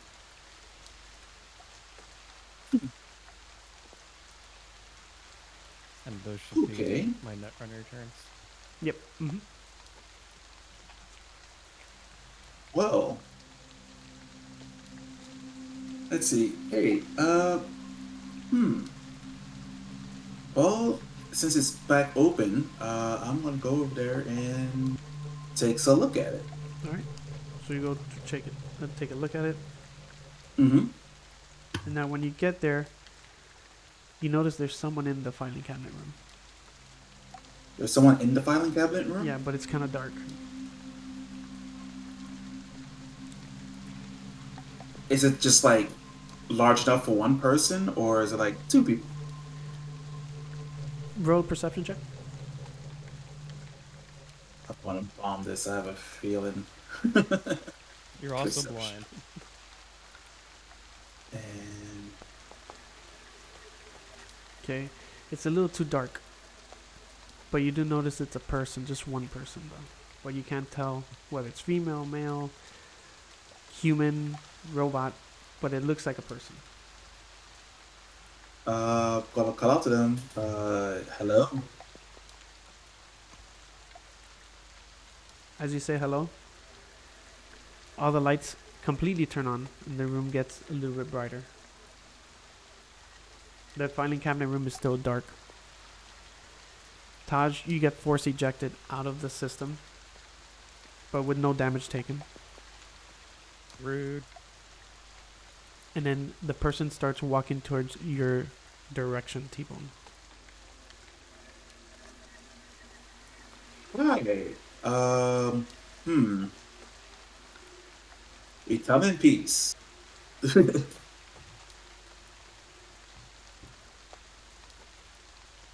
As you say, we come in peace. She puts up her hands. You notice it's a female. Okay. I don't know why she's purple. Is she showing purple for you guys? Yeah, it's like a purple filter on it. That is Yeah. weird. Give me one That's second. fine. I mean, we can roll with it. I mean, it's just mainly the picture that matters. Yeah. Let's see if I could just quickly fix it.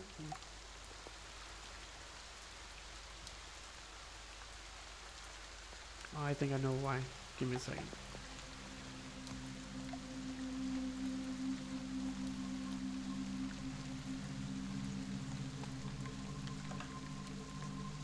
Is that better? No. Fuck. No, it's I- fine. It's fine. okay, It's, I'll we fix see it it's a later. female avatar. Yeah, so she comes out. And then she says, "Alright, good job. You did pass the test." That's good enough. It's good to know. So, what now? It's up to you. I do have some information for you. Now that I could trust you, and I know you're on the up and up, especially since I was worried mainly about Taj. But he passed the test with the dog. I was really worried he was going to do something really bad to that dog. But I'm glad that he's a friendly guy. I could tell that I could trust him with that. Have a seat by the bed. I need to talk to you about some things. Okay. Well, Is the bed gonna lock on us? I'll let you guys figure that out, but if you guys just take a seat. yeah. What are you guys doing? Sitting on the bed or what? Yeah, I sat on a bed already before. I have no reason why to distrust it. So you're sitting on the bed? Yep. Alright, how about you, Taj? Like last time, you got locked in. Well, well, since she's out, then I doubt she's gonna go ahead and do anything weird. I'll sit in the bed if I can get a copy of that dog program. It was really cute. I'll think about it. But we have more pressing matters, so I really do need you just to sit down. Just for my sake. I feel a little bit more in control if you guys are backed up into a wall and on my bed. But don't worry, I'm not gonna attack you. Now, before we start, let me ask you a question. Why are you guys babysitting that girl?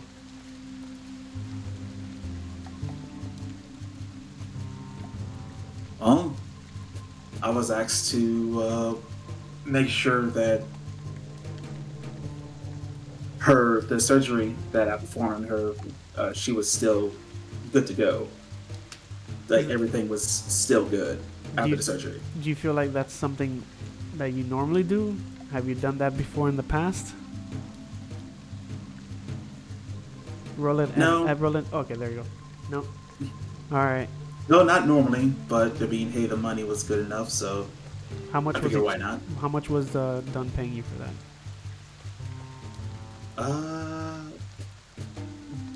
I don't think a figure was ever discussed. How about you, Taj?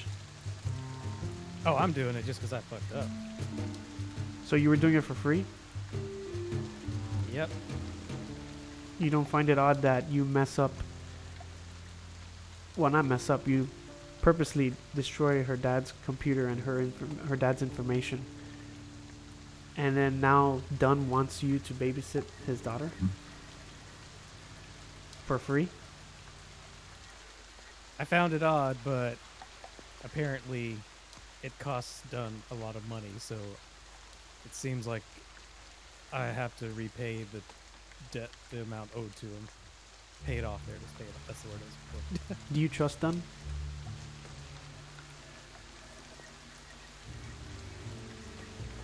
I trust him enough to keep finding me jobs. How about you, Tbone?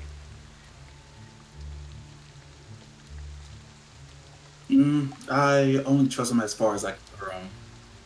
All right. I see you guys think of him as a typical fixer and stuff, but let me fill you in on his past. My dad used to work for him when Dunn used to work for a corp. And let's just say Dunn was not always a fixer. He was an exec. My dad was his bodyguard, his driver, did a lot of stuff. And Dunn was expelled from this corp. And since then, he's been working with my dad on the side and never met me, doesn't know about me, only heard about him from my dad. But I'm a media, and I've been following this story. There's been a lot of missing bodies recently. First I thought it was scabs, but I've noticed these missing bodies, their history, the only thing that matches is that they had expensive, one-of-a-kind cyberware in their bodies, whether it be a neural implant, optical implant, even arms or legs, but they were one of a kind, made by the same company, BMS, Boston Medical Systems.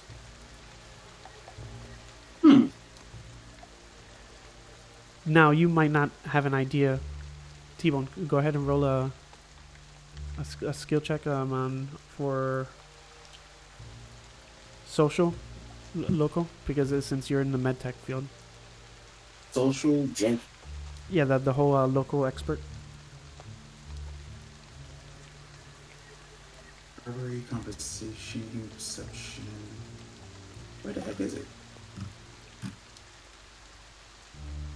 Local expert, right? Yeah.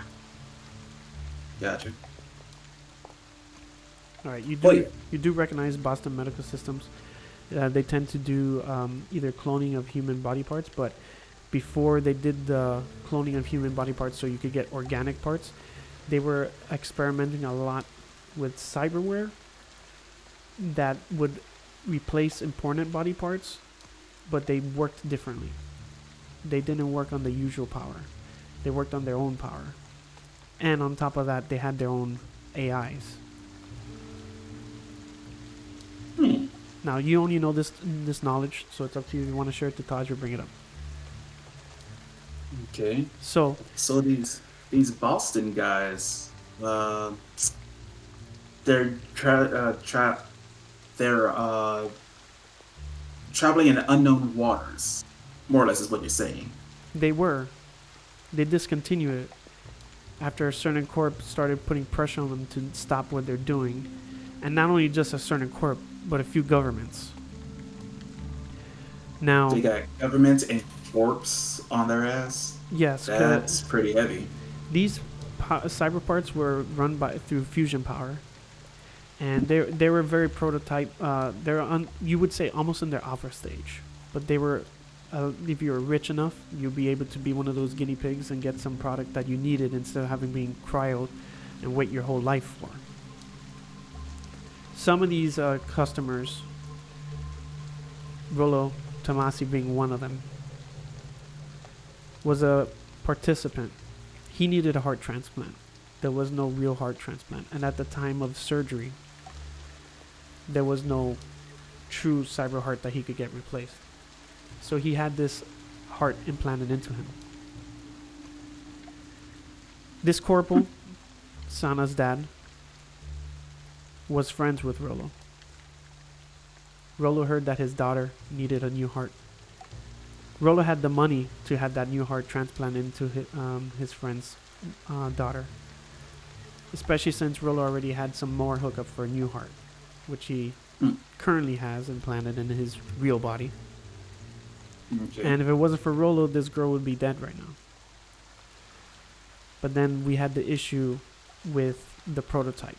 The doctor that was working on her before you worked on her, Tbone, the creator of this heart, upon extraction of the heart from Rollo's body and Rollo getting his new heart, he mysteriously died. And there was no other way for anyone to install this heart without tremendous catastrophic failure. And I don't mean her dying. I mean catastrophic. Catastrophic and like she just slumps over dead. Explosions. Yep, Outbreak. you got it there with both of them. Mainly the explosion. You are familiar with fusion power, correct? Oh, fuck. That little girl and also Rollo, unaware, they have a little pocket nuke shoved in that girl's chest. Oh boy. The doctor did Excuse me? Yes, a little pocket nuke in her chest. So if she dies, that bomb, well, that heart will blow up, and pretty much you saw the pocket nuke that took out Arasaka and Arasaka Tower back in the 2020s. Well, imagine that, but now you're in front of it, and a lot stronger. So, wait a second. Somebody is either trying to get this heart out of her and make sure that she survives, or they're probably using this person as a dead man switch, just like, hey, take him back, and all of a sudden just offer right there. Those details, I'm unaware of those details. But if you come over here, and then she takes you to the computer area. Okay. And then in the computer area, she clicks on a few things, and you notice there's like a lot of pictures of different people, of different programs, and there's like digital red lines. Think of it almost like a big conspiracy board, almost like in Always Sunny in Philadelphia. Oh, Jesus. She goes, I've been trying to Does she also look like Charlie? kind of, yeah. I've been trying to pinpoint who this is. I almost lost my job at the media thing, but I know this story is going to hit. I was at the show with you guys with Rollo Tomassi. That wasn't Rollo Tomassi. That wasn't even his body. The thing is, this heart needs to be deactivated in the sense of its fusion power, so it could run on the new updated power that the doctor has set up. He needs to set up with the neck case that Rollo Tomassi has. Did Dunn ever tell you anything about a neck case?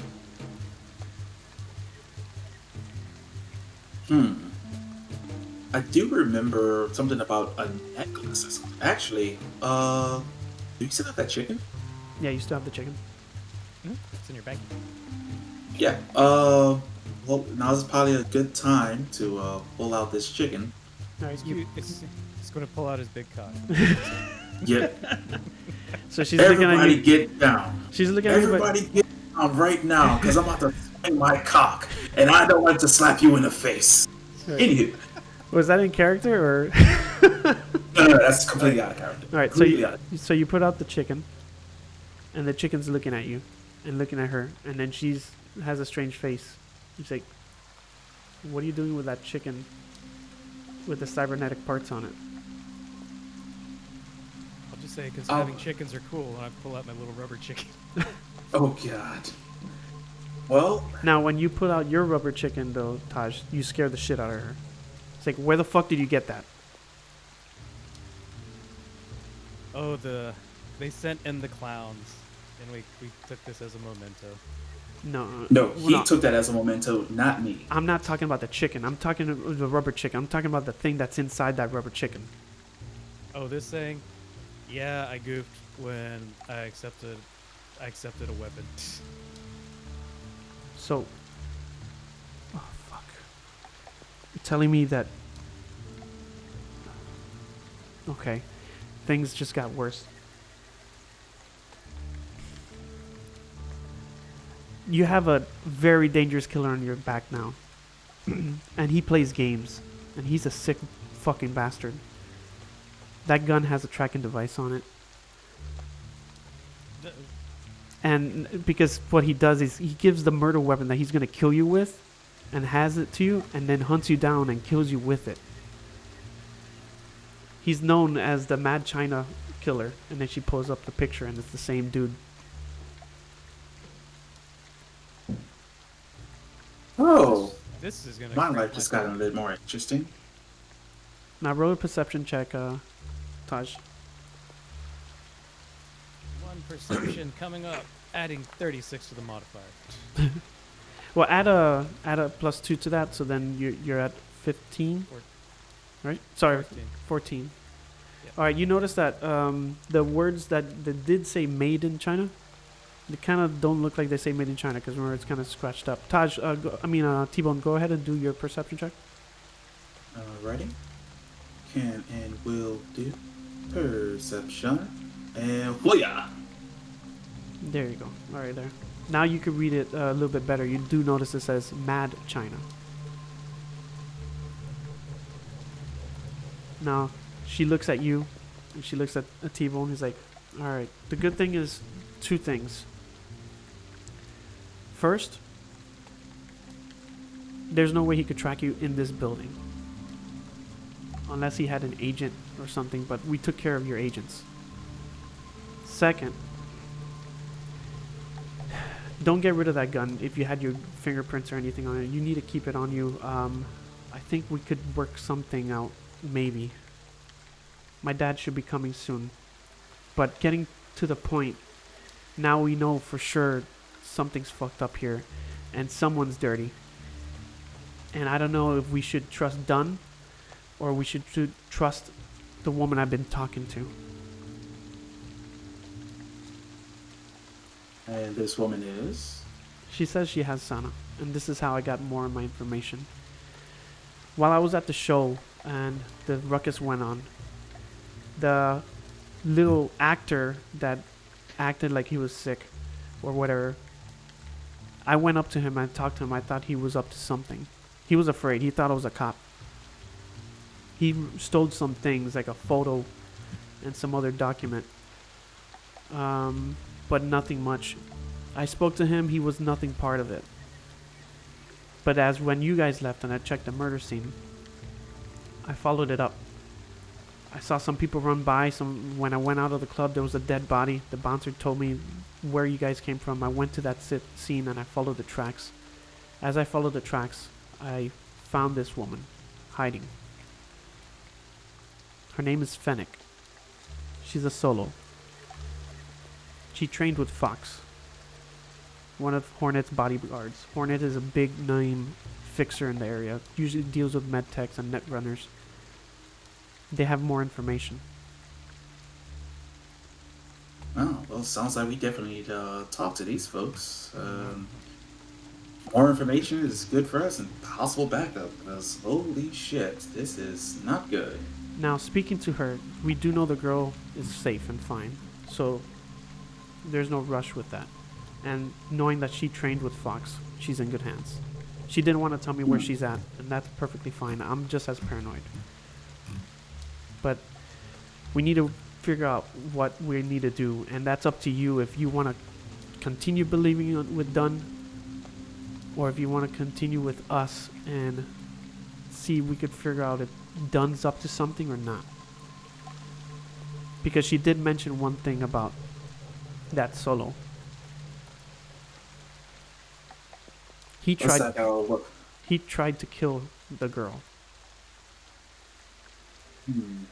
Fennec didn't want to give me more details, but she just mentioned she was in the area, and when she was coming in through the window, she did notice the girl was fighting. He tried to kill her with a knife. She lost her finger, but then she was able to come in, take out the Solo in her own way. She didn't give me details, and that's when she got the girl and went out. She didn't tell me why she was there. She didn't tell me why she wanted to save the girl. That's why it's odd. I didn't have a chance to tell her, but she did say she needed to meet up with me. Okay. But I can't go alone. I'm just a medium. I don't even have a gun on me. And then when my dad told me that they were sending your way over here, and I see that Dunn has put you in this mess, I had to check that you guys are safe. And you did. You're safe. You don't know much either than what Dunn told you. And Dunn doesn't get things done. He's that lying sack of shit. His name is just D-U-N. His name is just Dunn. And he just comes up with bullshit like that just to seem cool. But he's just a new fixer in the town. So it's up to you. You're gonna come with me and go meet this girl, or you're gonna follow along with what Dunn's plans are. Well, Dunn kind of, after hearing all this, Dunn kind of put me into this shit, and I was happy to just do my own thing. And then out he put you because you were disposable. Remember, no one wanted to work with that heart. He just got anyone that needed the money to work it and didn't know that they were about to blow their ass up. But I guess you're skilled enough that you were able to implant it. And speaking of, I think we lost track here with, especially since you guys whipped out your cocks. That neck case, it's attached to Rollo. It was a kill switch that they did have the doctor implanted in Rollo to keep him safe and there wouldn't be any issue. But he did jerry-rig this new neck case, so it would deactivate the fusion and go back to its correct power source. But that's going to be on Rollo's body, because the neck case is inside Rollo's neck. Thing is, we don't know where Rollo is. As I mentioned, when you guys left and I was investigating the area, the Rollo that we spoke to was just a body double. It was someone that had some major ass body sculpting. A former bozo. I don't know what. Bozo. Yes. Well, he's former now because he doesn't look like a bozo, but he still says he's a bozo. I didn't get much information from him, but he's gone. And he mentioned something about playing a prank or some shit about anti-corporate or some. I couldn't get much details from him because he seemed way out of it. The drugs were probably wearing off after the body sculpting. But that's another thing that we need to check. But speaking of, what are you doing with your chicken? Because we saw that he was showing me his rubber chicken, but what are you doing with your cybernetic chicken? What's up with that? Well, this is Rollo Tomassi. The chicken just looks at you, clucks, and you hear some static coming from the headset.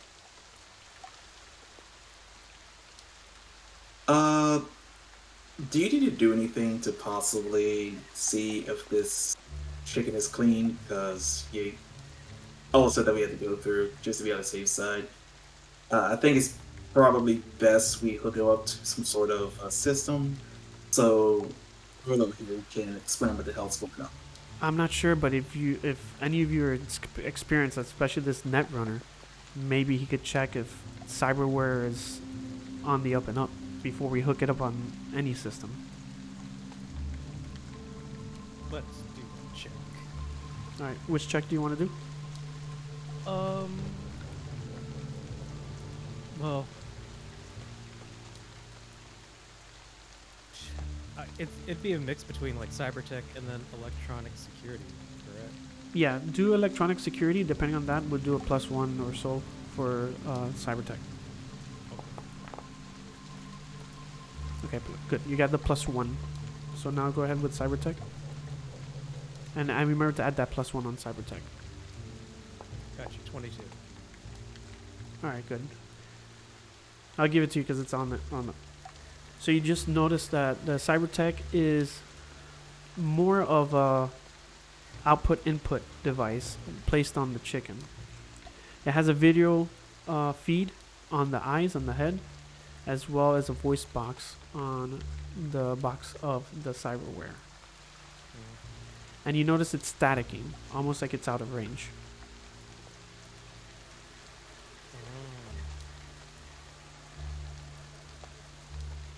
So we need to. It's out of range, but it's transmitting. Are you saying that in character? Yeah, I'll say it looks like it's out of range of a transmitter.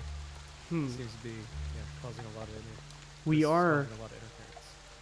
we are somewhere else though. We're not in the Glen right now. I'm not gonna tell you where exactly we're at, but we are pretty far away from the Glen, where we picked you up.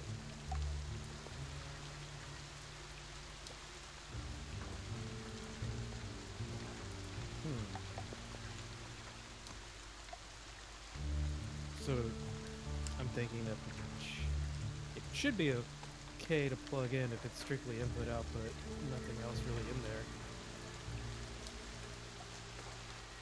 Yeah, you could try an interface if you want. Yeah. Okay. Because that's how I interfaced with it last time. Make it play music. All right, you did the interface. You were able to get in. Still has the same details that you have inside.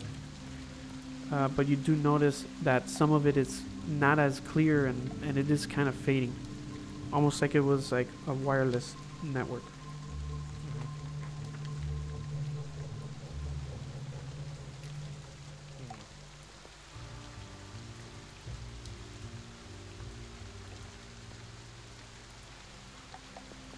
What is this chicken? All right, Tbone, what are you doing right now?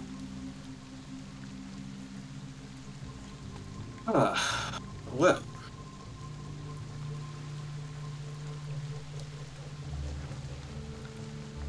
Don't quite know. Okay. And all things considering, this is a lot to take in. So and then she goes, so you're telling me this chicken was talking before? Yes. Well, I believe Taj here was able to interface with it and actually communicate with it directly. All right. And then she goes, look, I used to be a netrunner before I was a media, but I got injured during the Bart Moss viruses and my newer word doesn't work so well. I do have a cyber deck, and she points at her cyber deck that's next to the computer. It's a very high level cyber tech, 9 slots and everything. Okay. Shiny. I could lend you this one more time, Taj, and you could use this to check into the chicken.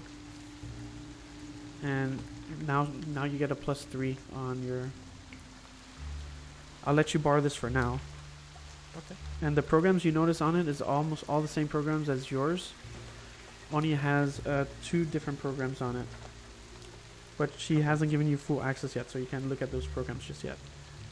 She goes, try running the interface one more time on the chicken, see if you could get something from it. And that's what she tells you. Okay. Let's go. Cheeky dabs. That was it with the +2 or +3, I mean? Yep. Okay. Perfect. All right. You do notice it is a transmitter set that the chicken does, but it only works on a range. It's almost like a radio. So someone's feeding visual from the chicken and sound as well as outputting sound. So the voice that you're hearing was Rollo Tomassi, but he's not really possessing the chicken. Also, as well, there's a connection to the chicken's brain. So Rollo Tomassi somehow could control that chicken. But since it's out of range, it makes you think.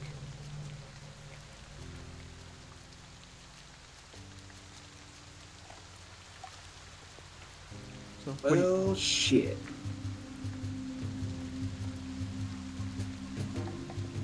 So Taj, what are you doing? Well, if we gotta get back in touch with Rollo, we'd have to go closer back to the Glen, but we need to meet with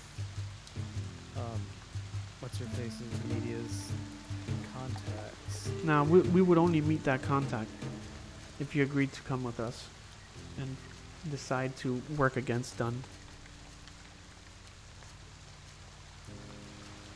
Dunn got me into this shit, so I don't trust him. I do enjoy a bit of vengeance. So as far as for anything, if you need people to go along with you, I'll be more than happy. So I got you, Tbone? Yep, because after all of that, honestly, as paranoid as this person so happens to be, I do find that there is truth to what she is saying. So I'm gonna go with this one. All right, Taj, how about you? Are you going to join us or you're going to work with Dunn? You know what the hell? This will be an interesting gig. All right. So she takes out her hand towards Taj. See if you would shake it. Okay. And then right when you shake hands with her, you notice a shake, like an electrical shock in your system. And then she goes, now I gave you access to my cyber deck. I can't use it anymore. But with my dermal grip, now you have access to the cyber deck. So with those extra slots, I've noticed when you were in my system, you had a lot of anti-personnel cyber attack, but you don't have anything against black ice. So I let those slots open for you so you could put in some black ice, and I do have some programs I could show you after. Okay. Thanks. And if anything, I could put you under my wing and help you out with some net running. But to be honest, I like your style. I like my style too. But I prefer a different song. You ever heard of a song called Scatman?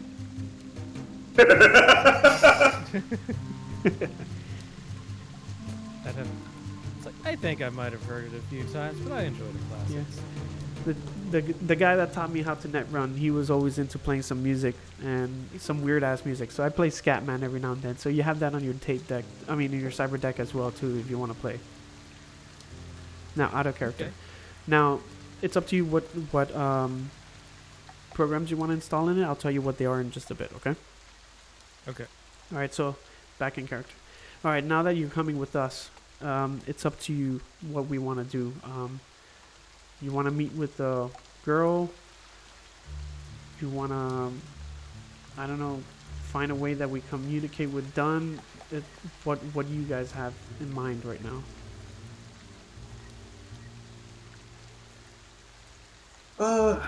Well, can't exactly burn the bridges quite yet. You're hearing an agent ringing. An agent is ringing? Yeah, out of your med bag.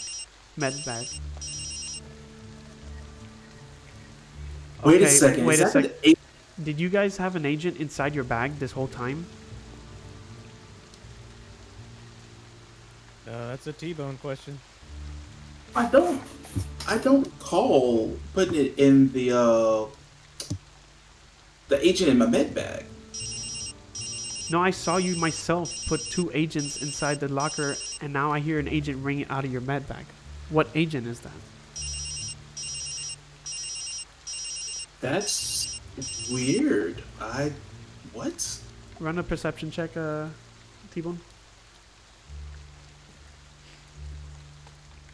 Perception.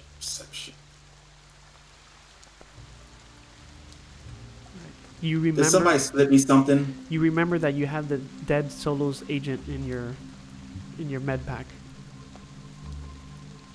Shit.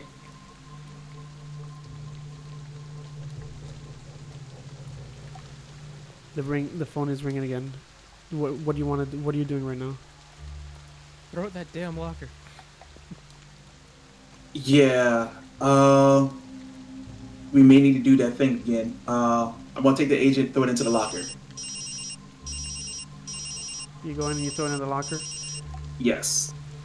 And and she comes right behind you, and she goes, "You could throw it in that locker. It won't do shit. That thing has already been ringing. Whose phone is that?" So what happened at Now it the has a missed call, and now it's not ringing anymore. So what happened was that this was the dead agent of the solo. You of, have the dead agent solo, and it was ringing. Who was calling? Check the phone. Okay, I guess I check it. You check it. It says just one missed call, and it still has that few messages on it. Well, is there a way for me to take a look and see? You notice it's still locked. It's still locked. Okay. Now the phone's ringing again. And on it says boss. Oh dear. What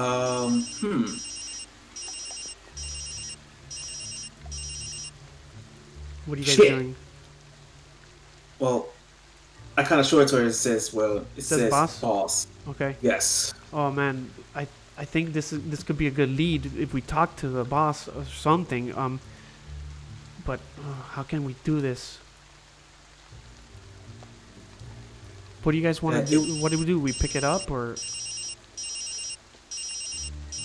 Try to run a program through the computer, like a voice changing program. All right. So you're going on the try computer? to replicate it as close to the agent as we can. Okay. Run shit. That's a different type of check. Electronics, yeah. And since now you're kind of, oh, fuck it, you don't even need it. All right, good. All right, you're able to make a voice changer for the agent.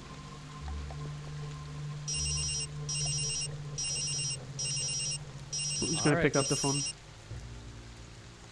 I'll suggest Tbone because I don't do so well. I'm not too agenty. Okay. Well, I'll give it a shot. Okay. What's the worst that can happen, huh? So you answer the phone? Yeah. Where the hell are you? I've been calling and calling, and you have not answered or replied back. Where is the girl?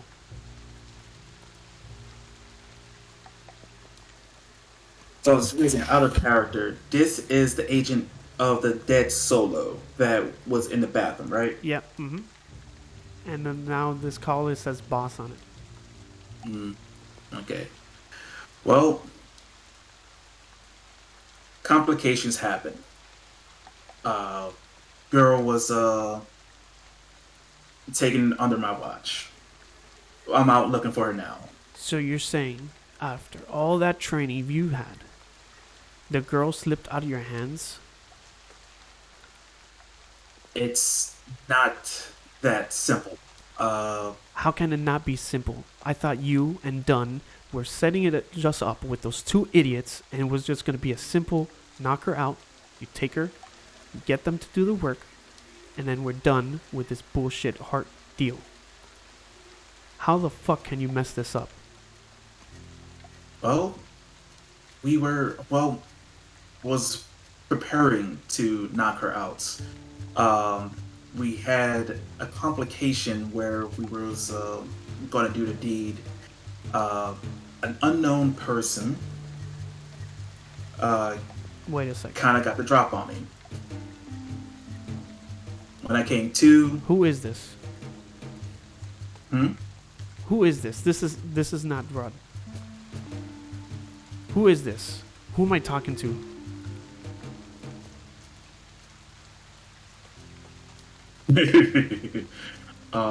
Candace. What has happened to Rod? Who am I talking to right now? Candace. I'm gonna find where you guys are right now. I'm gonna have you all killed. And then he clicks. Still better than what I could have pulled off. Then she asks you, and by the way, her name is Rosie Kayla. You guys didn't ask, but just Rose comes up to you and she asks, so what happened? How did the call go? Who was it? Well, just make sure the agent is, off, like, kind of call disconnected. I'm gonna pop the battery out too. Media lady. Yeah, I was like, that rose only immediately. Yeah. Well, got some damn good evidence. Dunn is a shit stain that definitely needs to be dealt with. And I say you keep that agent. Don't get rid of it. We could probably get something in it. Tracking blocker. Yeah, as long as the battery's out. Yeah, I popped. Yeah, battery out, no problem. So as far as for anything, yes, definitely from what you have told me with Dunn, seems like this person is in league with him, and pretty much saw us as disposable. You pretty much see. So as far So as it's for anything, confirmed. Dunn Yes. is. Oh man, we're in a big can of worms now. Ah shit. from what you said with Dunn being former, So Rollo Tomassi's missing, and then she's talking to herself and walking around, and she's talking to herself. Rollo Tomassi's missing. The girls with Fennec. Dunn is part of it. So go ahead, keep on talking. so as far as for anything, What else did he say?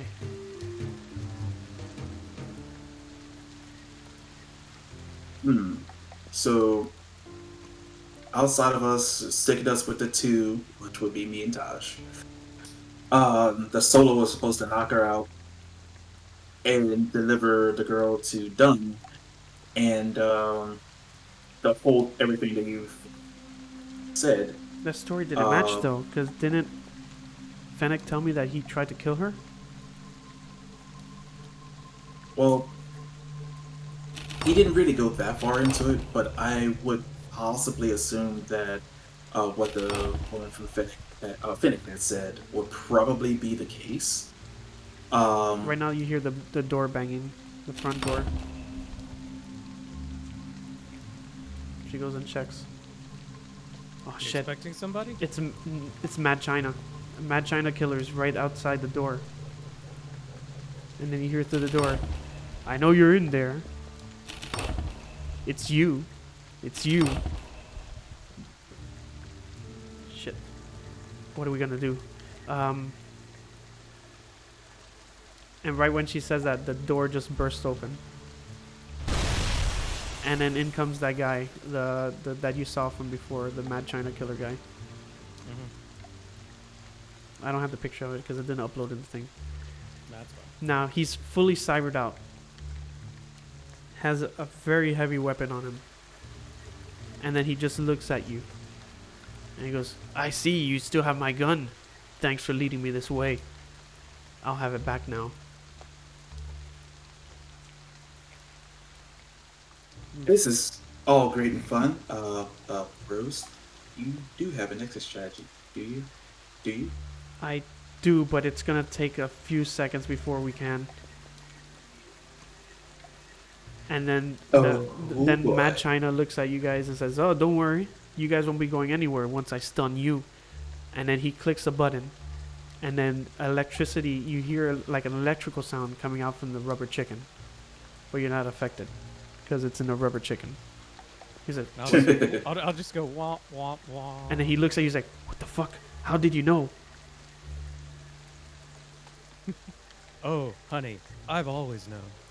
He's like, "You son of a bitch." And then he as he goes down, she goes, "I got it. Let's go." And then this thing opens up and it goes out to the outside world. Let's get to going while the getting's good. Where are we going first? And then I while you think guys we're are going- outside, and then the thing door closes behind them. We don't have that much time before he goes around the front door again and comes up to us. Hurry, let me know. Where are we going now? Are we gonna go look for Rollo, or are we gonna go for the girl? The girl being Fennec? Yeah. Fennec first. All right, Finnick. All right, you go. Yep. She presses a button, and then you start hearing a bunch of sounds coming and screaming from the thing. Then she From the room? Yeah, from the apartment. As soon as you start hearing all that banging, you start hearing some revving of an engine. but it's coming from the other side of the building. Really quickly, you see a car just pull up, boom, right in front of you guys. The driver, being her dad, hurry, get in the car, get in the car. She gets in the car. Behind the car, you see the guys coming out with a motorcycle. The Mad China killer, right behind them. Oh, this looks like our ride. Let's get in. Do you guys Don't get in? tell me twice. You guys get in the car, but then as soon as he turns around, you see Takashi pull out this big ass, heavy ass fucking gun. He shoots a dart out, and he was able to hit the Mad Killer. And you see a lot of electricity, and he just turns to the side and falls. And they drive off. Now you're in the car. Ditch that gun now. But he's gonna use it to kill me. Why would I give him the weapon? And then He and then the is dad turns distracting around. us You know what? with that gun. If I was you, I would think twice, because that gun got shocked already, so it's destroyed. Not destroyed, but anything that was in it's not working.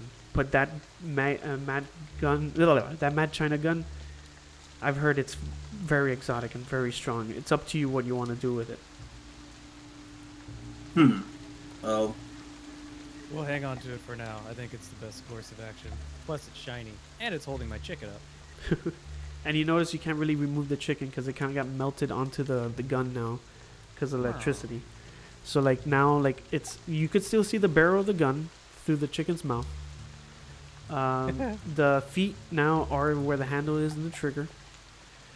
And this is a rear loading thing, so you have to put the clip on where the ass would be. oh, so it's breech loading.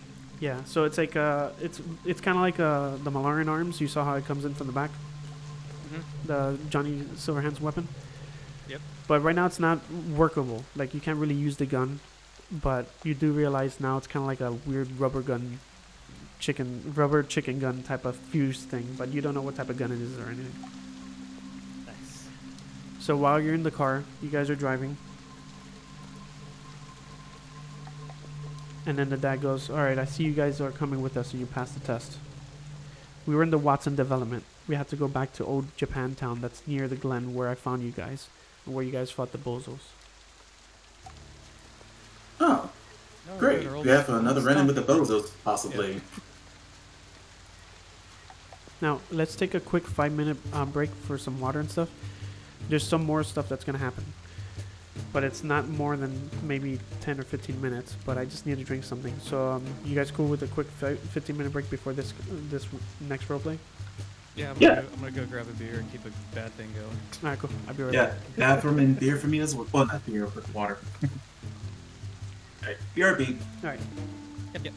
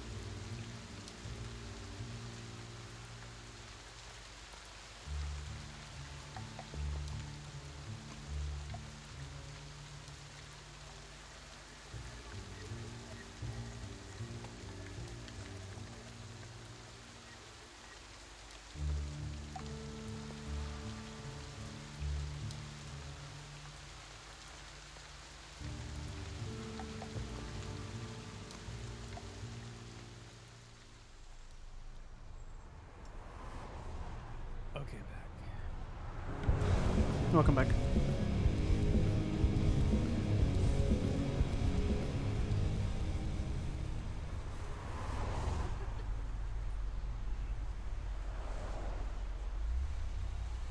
You can hear me, right? Yep. All right. We'll wait for Tbone and we'll start.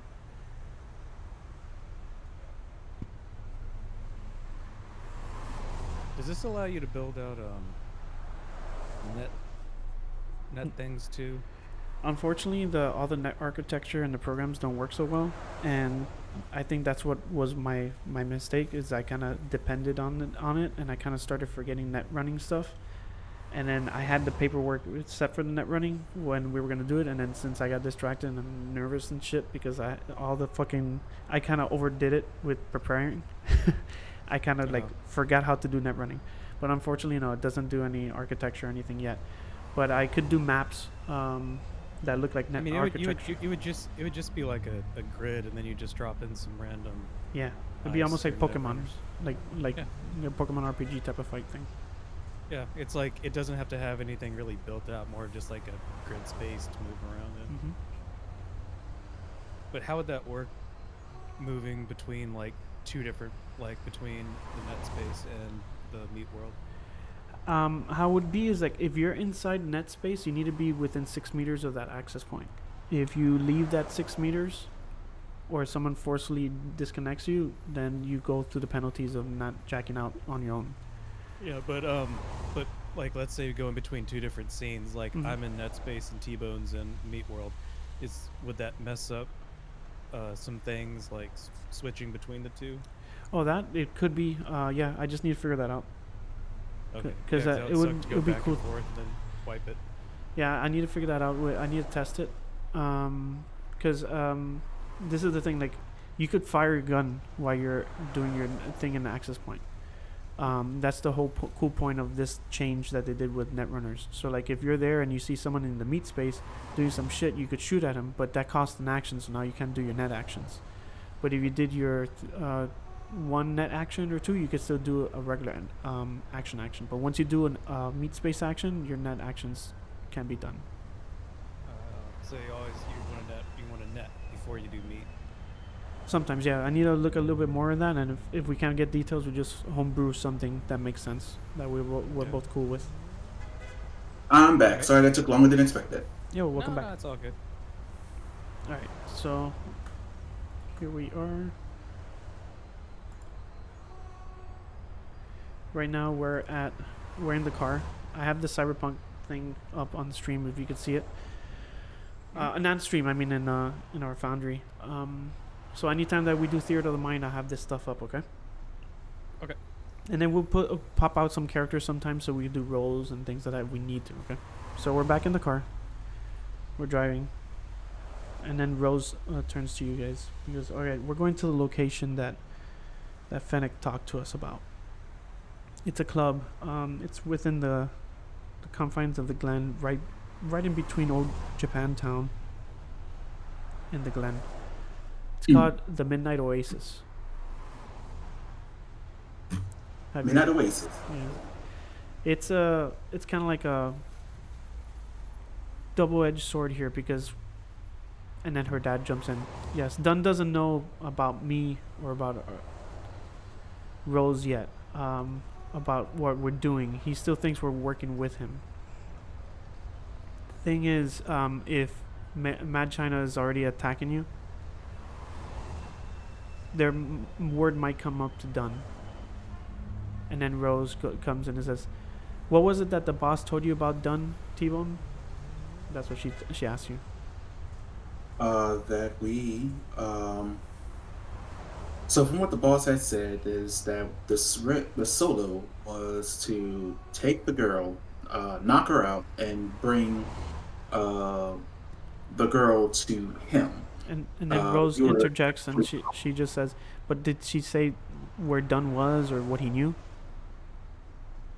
They were in no, contact."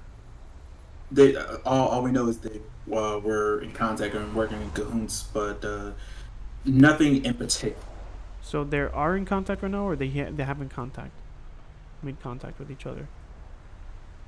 The person on the phone didn't say they were in contact with each other, but it seems like they may have worked out a deal together, or they're working together, some sort. And then the dad jumps in. The dad jumps in and he goes, okay, if they haven't made contact, then I think we have a small window that Dunn doesn't know what we're doing or what's going on.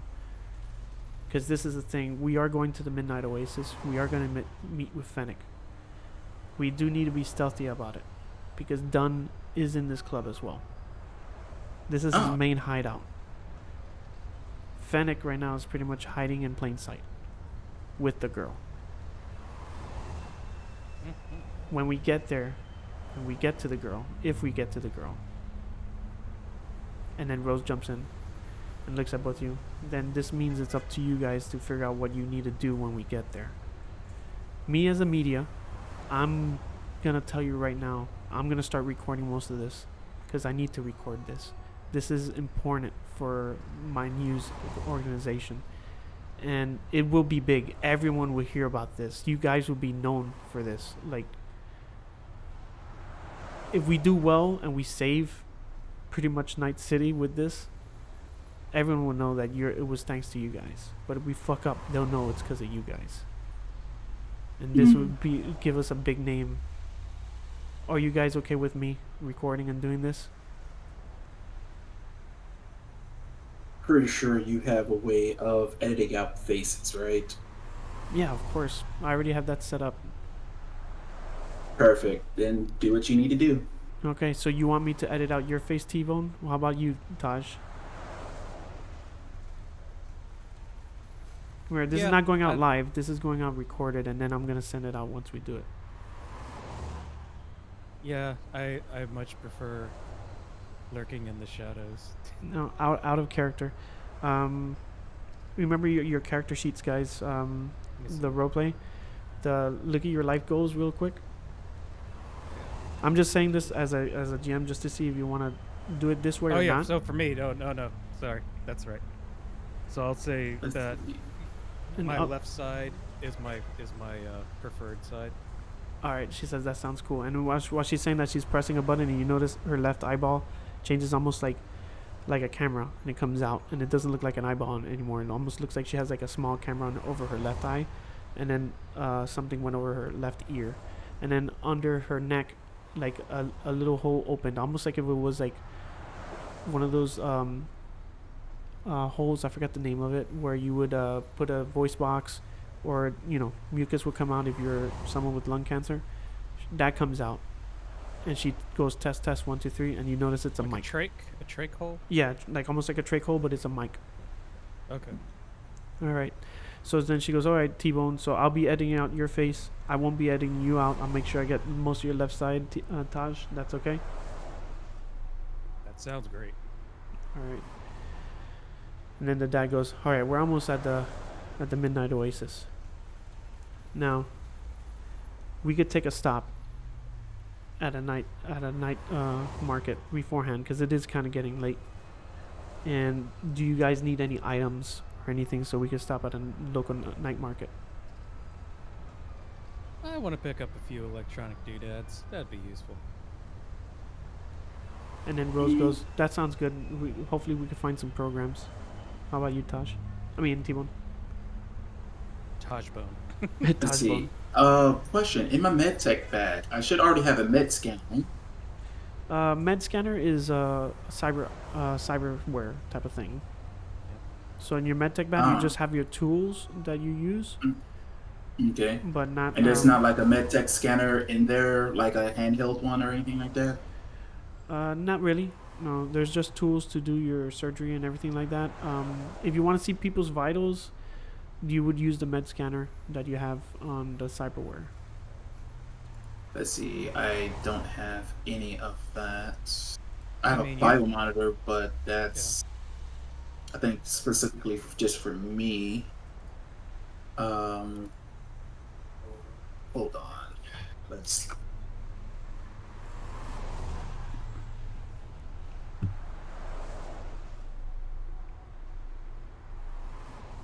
Ooh, shit, that's super expensive. I can't afford that. And also, it's never mind. I think it involves surgery too. And remember, at the night markets, they could only do like mall type of thing. But anything that's a clinic or surgery, you have to go to a certain hospital for it, if you had the money. Yeah. Med scanner installed in CyberArm helps diagnose illness and injury. +2 to first aid and paramedic. Requires a CyberArm. Takes 2 option slots. Dang. Question: could he buy it and then try to install it on himself later? That he won't be able to install himself, but yeah, he could buy it, keep it on him, and then go somewhere to install it. Yeah, that's what mainly you would do with cyberware. You have that option too, though. Oh, wait a second. It's actually a. Seems like the med scanner is also a handheld item as well. Mm-hmm. Personal electronics, unless I'm looking at that wrong. Yeah, it is. There's 2. There's the cyberware one and one that you could have in your hand. Yeah, I can't afford that at this time, so that'll be a dream for later on. So we're good then for the night market? Yeah, for me at least, yeah. My ammo count is good. I'm good with what. Okay. Are you ending the session in the night market, or? Yeah, we're gonna end it before the night market, and then after that we'll go to the Midnight Oasis in the next session. But the start of the next session is when we'll do the shopping and stuff. Okay. Yeah, because we don't have time. I need to take. Yeah. yeah, no worries now. I got you all covered. So night market it is, and then he starts turning his wheel. We're gonna go stop by Little Europe to be safe. We wouldn't want to be caught in any market in the Glen. As well as I know a fixer that's setting up a good night market over there, so we'll go check that out. You guys want any drinks? I have drinks there in the back.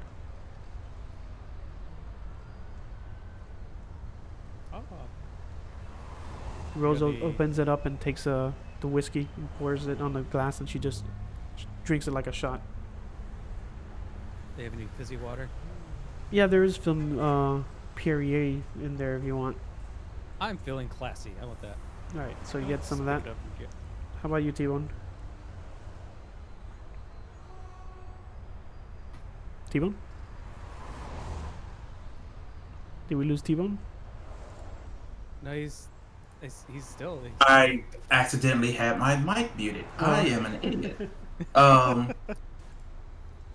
The whiskey. I'm a fan of whiskey, so I'll have a shot at that. All right. So you drink the whiskey. Now roll the torture and whatchamacallit. Okay. Not torture. Sorry. Resist torture / drugs. Resist torture drugs. Yeah. Roll that. Let's see. That would be a 7 for me, because for some strange reason I can't pull up my character sheet on here. Oh, you need to go into actors. All right, let me do this easy for you guys. I'll just pull out your characters here, so then you can double check them, and you don't have to worry about that. There we go. Resist torture / drugs. There we go. All right, perfect. 16. All right, the whiskey makes you feel good. Feel it in the spot. Now you're getting the positive effects of that whiskey. So now you heal 1 health point. So you're back at 40. I'm gonna do a resist torture drugs roll for my Perrier. You become addicted to fizzy water. Congratulations. Yeah, you roll a critical and you just throw it all up. Now keep in mind, whenever we get to the night market, listen, Tbone, you're a little buzzed. You could add a +1 to your conversation or anything that's speaking related. So just keep that in mind when we get to the night market next session. All right. All right. And that's it. I'll put that in my notes somewhere. That's the end of the session. Now the cool thing is now you guys have an idea what the fuck's going on. You have a purpose, and you decided which way to go, which route to take. You met Rosie Kayla. No, it's Media Lady. Or Media Lady, however you want to talk about it. It's up to your character. I prefer Rose. Rose. Now, what did you think of the puzzles? I know we hit a fart right there with the fuse box. That's my fault because I need to save my shit correctly. But how did you think about the puzzles? First, starting with the fuse box. The fuse box, I have to say, after the realization that we needed to make a full circuit, because I feel like because I was sitting here thinking that I couldn't put anything to the outsides, which was like, oh shit, like, this is gonna be an issue. Yeah, that's But on me. yeah, I liked it. The puzzles were nice. Eventually, I would have gotten it and everything. Uh, but I will admit I'm horrible at puzzles at first. Cool. How about you, Gif? What did you think about the fuse puzzle? I so I guess it was fortunate enough that we were in a lot of situations that it's kind of like we're not in the same room. So to me, I enjoyed the puzzles that way because it's like the game Keep Talking and Nobody Explodes, where you're Mhm. Yeah, defusing a bomb and somebody's has the book on one side and you're defusing the bomb on the other. So I actually enjoyed that because it's like that same style. Awesome, good. Yeah, that's exactly what I was going for, like in the feel. I'm glad that you felt that way. Also, wanted it to be like a team thing, that you're not solving the puzzle on your own. I wanted that both of you are solving the puzzle together, but at the same time, there's some difficulty that there's a freaking book, and you were able to test it out too because you still get shocked and hurt and everything. Now the next puzzle, there was a puzzle that you guys didn't even have to do because you solved it after doing another puzzle. But going back to the dog puzzle, what do you think of the dog puzzle? It I don't. It was like a mix, but it to me it didn't feel like a puzzle. It's more like how to deal with animals. That's what it felt like to me. How about you, But TV? maybe that's just because I'm a dog owner or something. yeah. For me, I probably would have failed it miserably. I'm not even gonna lie. Uh, I probably started running after the dog and everything, and fortunately take the pee out of the dog. But Now because that's an old D&D puzzle, and I wanted to do it because you're a dog owner, Gif, and you love your pets and everything. And I'm like, oh, this would be a cool way to incorporate that. In D&D version, it's a dog that you bump into and you need to escape the dungeon. And if you go the dog, he thinks you're playing with it. So then it'll be running away from it when you run against it. And then when you stop, it'll go up to you, but then it'll play with the thing. But as soon as you stop playing with it and you walk away from it, that's when it'll come up to you and then see, oh, okay, you're not playing anymore. And then you get access to the key, which you finally got whenever you said, you know what, I'm just going to walk away up to the door. And Yep. unknowingly you did it. Now, the animal, the check for the animal thing that would have worked, but that was like a fail safe. Like if you guys got stuck and was moving, I would say, okay, roll a animal control type of thing. Yep. But yeah, that's cool. I'm glad that you liked it. Now the other puzzle that you guys skipped over that you didn't have to do was the candle puzzle, because the box thing says candle light and then there's like another thing. But it's good that you skipped over that because I didn't want to bombard you guys with puzzles, and I did have that fail safe, like the password and the access on it as the node. So that was cool that you went that route. I mean, I'm used to doing 3 to 4 hours of puzzles. So for me, it would have been like, okay, cool, more puzzles. All right, cool. That's good feedback. Yeah, because I was not sure if you guys were gonna like it. But how was it like having a puzzle filled game session? It was good. I mean, it so was. that's what that was. Oh, wow. Okay. Damn it. Yeah, I knew it was probably gonna skew that way with the fuses and then the papers sliding under the door. Then I was like, oh, okay, yeah, just drink your Ovaltine kind of message. Now, for the information that you got from Rose and stuff, how do you feel about the story development? Some shady shit going on. I have to say, I don't want to go big bada boom. So yeah, there's definitely urgency for the story. Now, in character, Taj, what is he thinking is going on right now, and what's going on?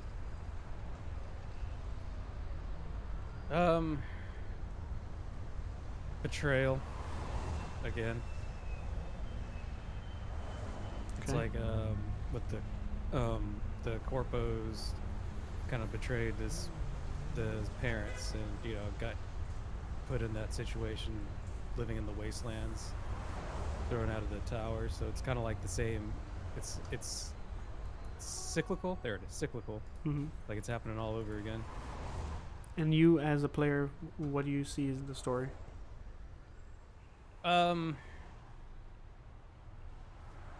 I see. I mean that it's everyone's using everyone else for their own means, so it's trying to kind of get on the right wagon at the right time to make sure you don't get pulled in too deep to the wrong side. Okay. And yeah. Well, there's no You can go actual south real wrong quickly. side. You could have gone any way that you guys wanted. What happens if we would have split up? Like, it's like I'll stick with Dunn, and then T-Bone's like, well, I'll do this, dude. Then you Then- have two different stories entirely. Yeah, if you guys would have split up, then there I have to figure out how you guys would have done the split up. Actually, that's something I didn't think would be happening, but that if you guys ended up splitting up, and me getting caught off guard, I'm gonna have to just adjust and figure out how to do that. That's always fun to do. Yeah, to have to fly by the seat of your pants when you're Yeah. like, well, shit. Some of this is flying the seat of my pants, and it's a lot of change too. I'm not gonna say what you guys did until because this is a campaign. This is not a short adventure. This is an adventure part of the campaign. But yeah, any route, if you would have gone with Dunn, would have been different. If we would have gone with them, it would have been different. It's like it's don't think of it as linear. Like there's no wrong answer. It's whatever answer you